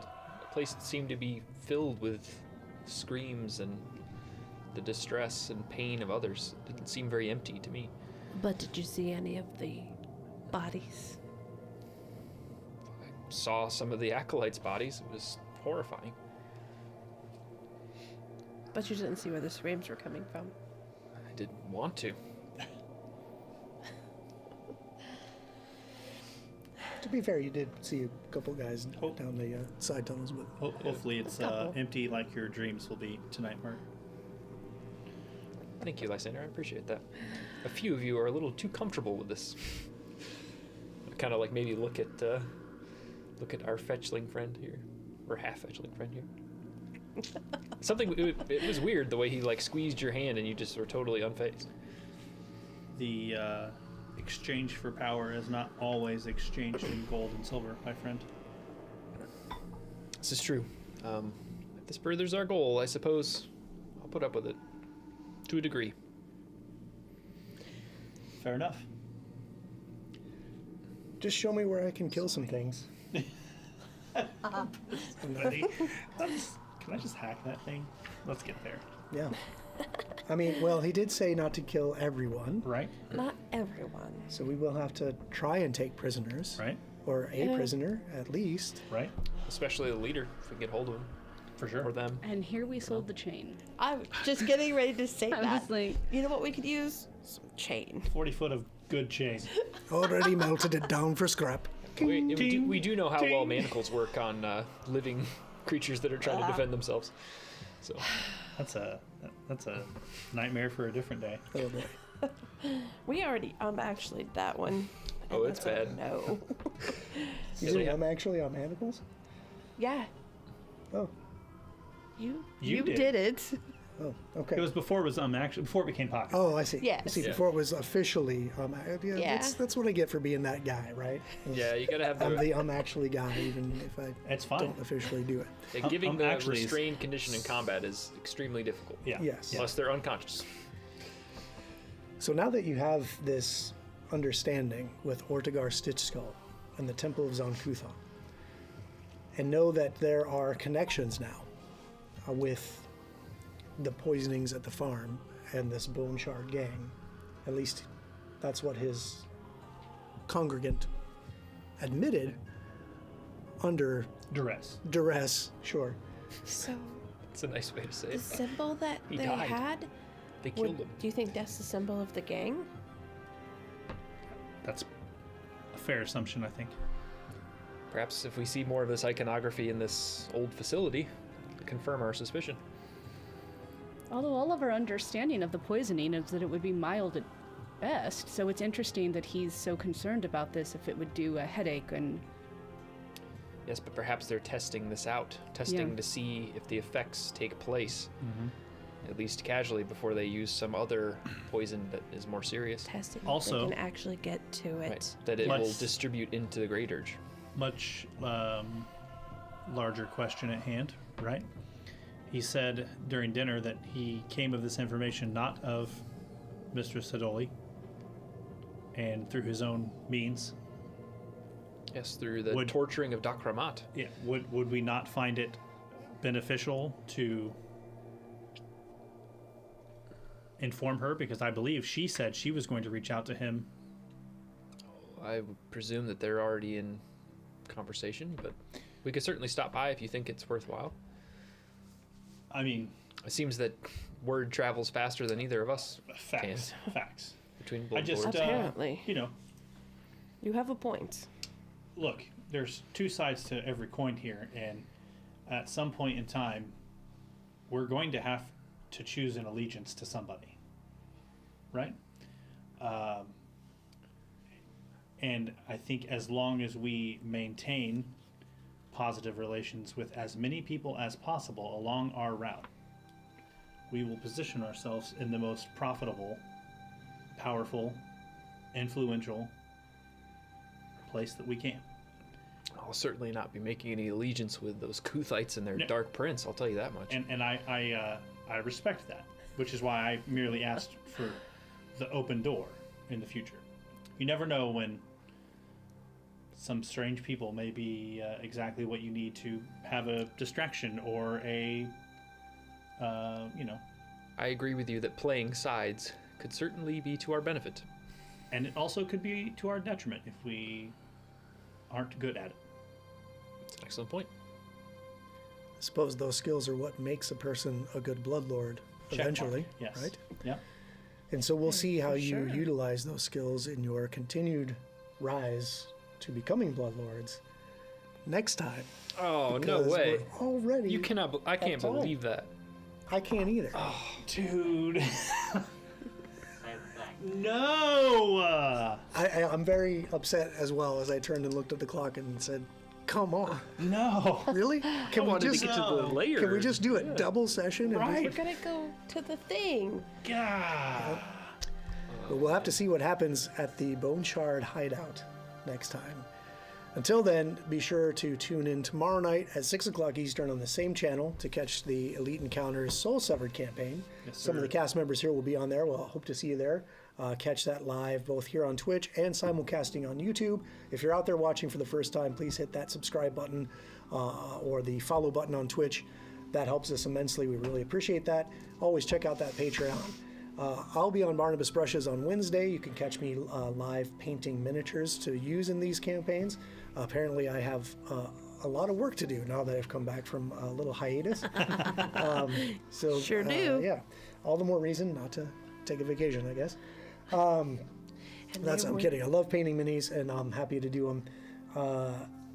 And until then, I will be back next week at 6:30 Eastern, right here for Bloodlords. See what happens then, guys. Until then, have a great evening. Sarah, take care of yourself. Please come back as soon as you can. We miss you at the table. Have a good night. Yep. Take care. See Bye, you next time, everybody. guys. Good night. Oh, we got those Dude, minis. I'm so pissed off that we're done already. God, I was ready to let's go to the thing. I thought we had another half hour. I did to an too. hour. Yeah, Damn it. I was ready to run 2 or 3 encounters. I'm like, come on, let's get in this hideout. And I look, and I'm like, That's it. No more shopping on camera. Damn it. well, I had to get you guys I know. to get these rumors. I know. right? Yeah. Which means a shopping episode. Dang it. And I really wasn't gonna do a whole thing of shopping, but I just needed some Yeah. rumors. For sure. And I had to make it kind of organic. Dude, Yeah. it was perfect, but it's, man, I want to be I level know. 20 and kicking ass. Ah. Damn. Well, you did destroy a phalanx of phalanges. I mean, that thing is called. I didn't do anything. If that's I the just- monster entry, that's incredible. Yeah, right.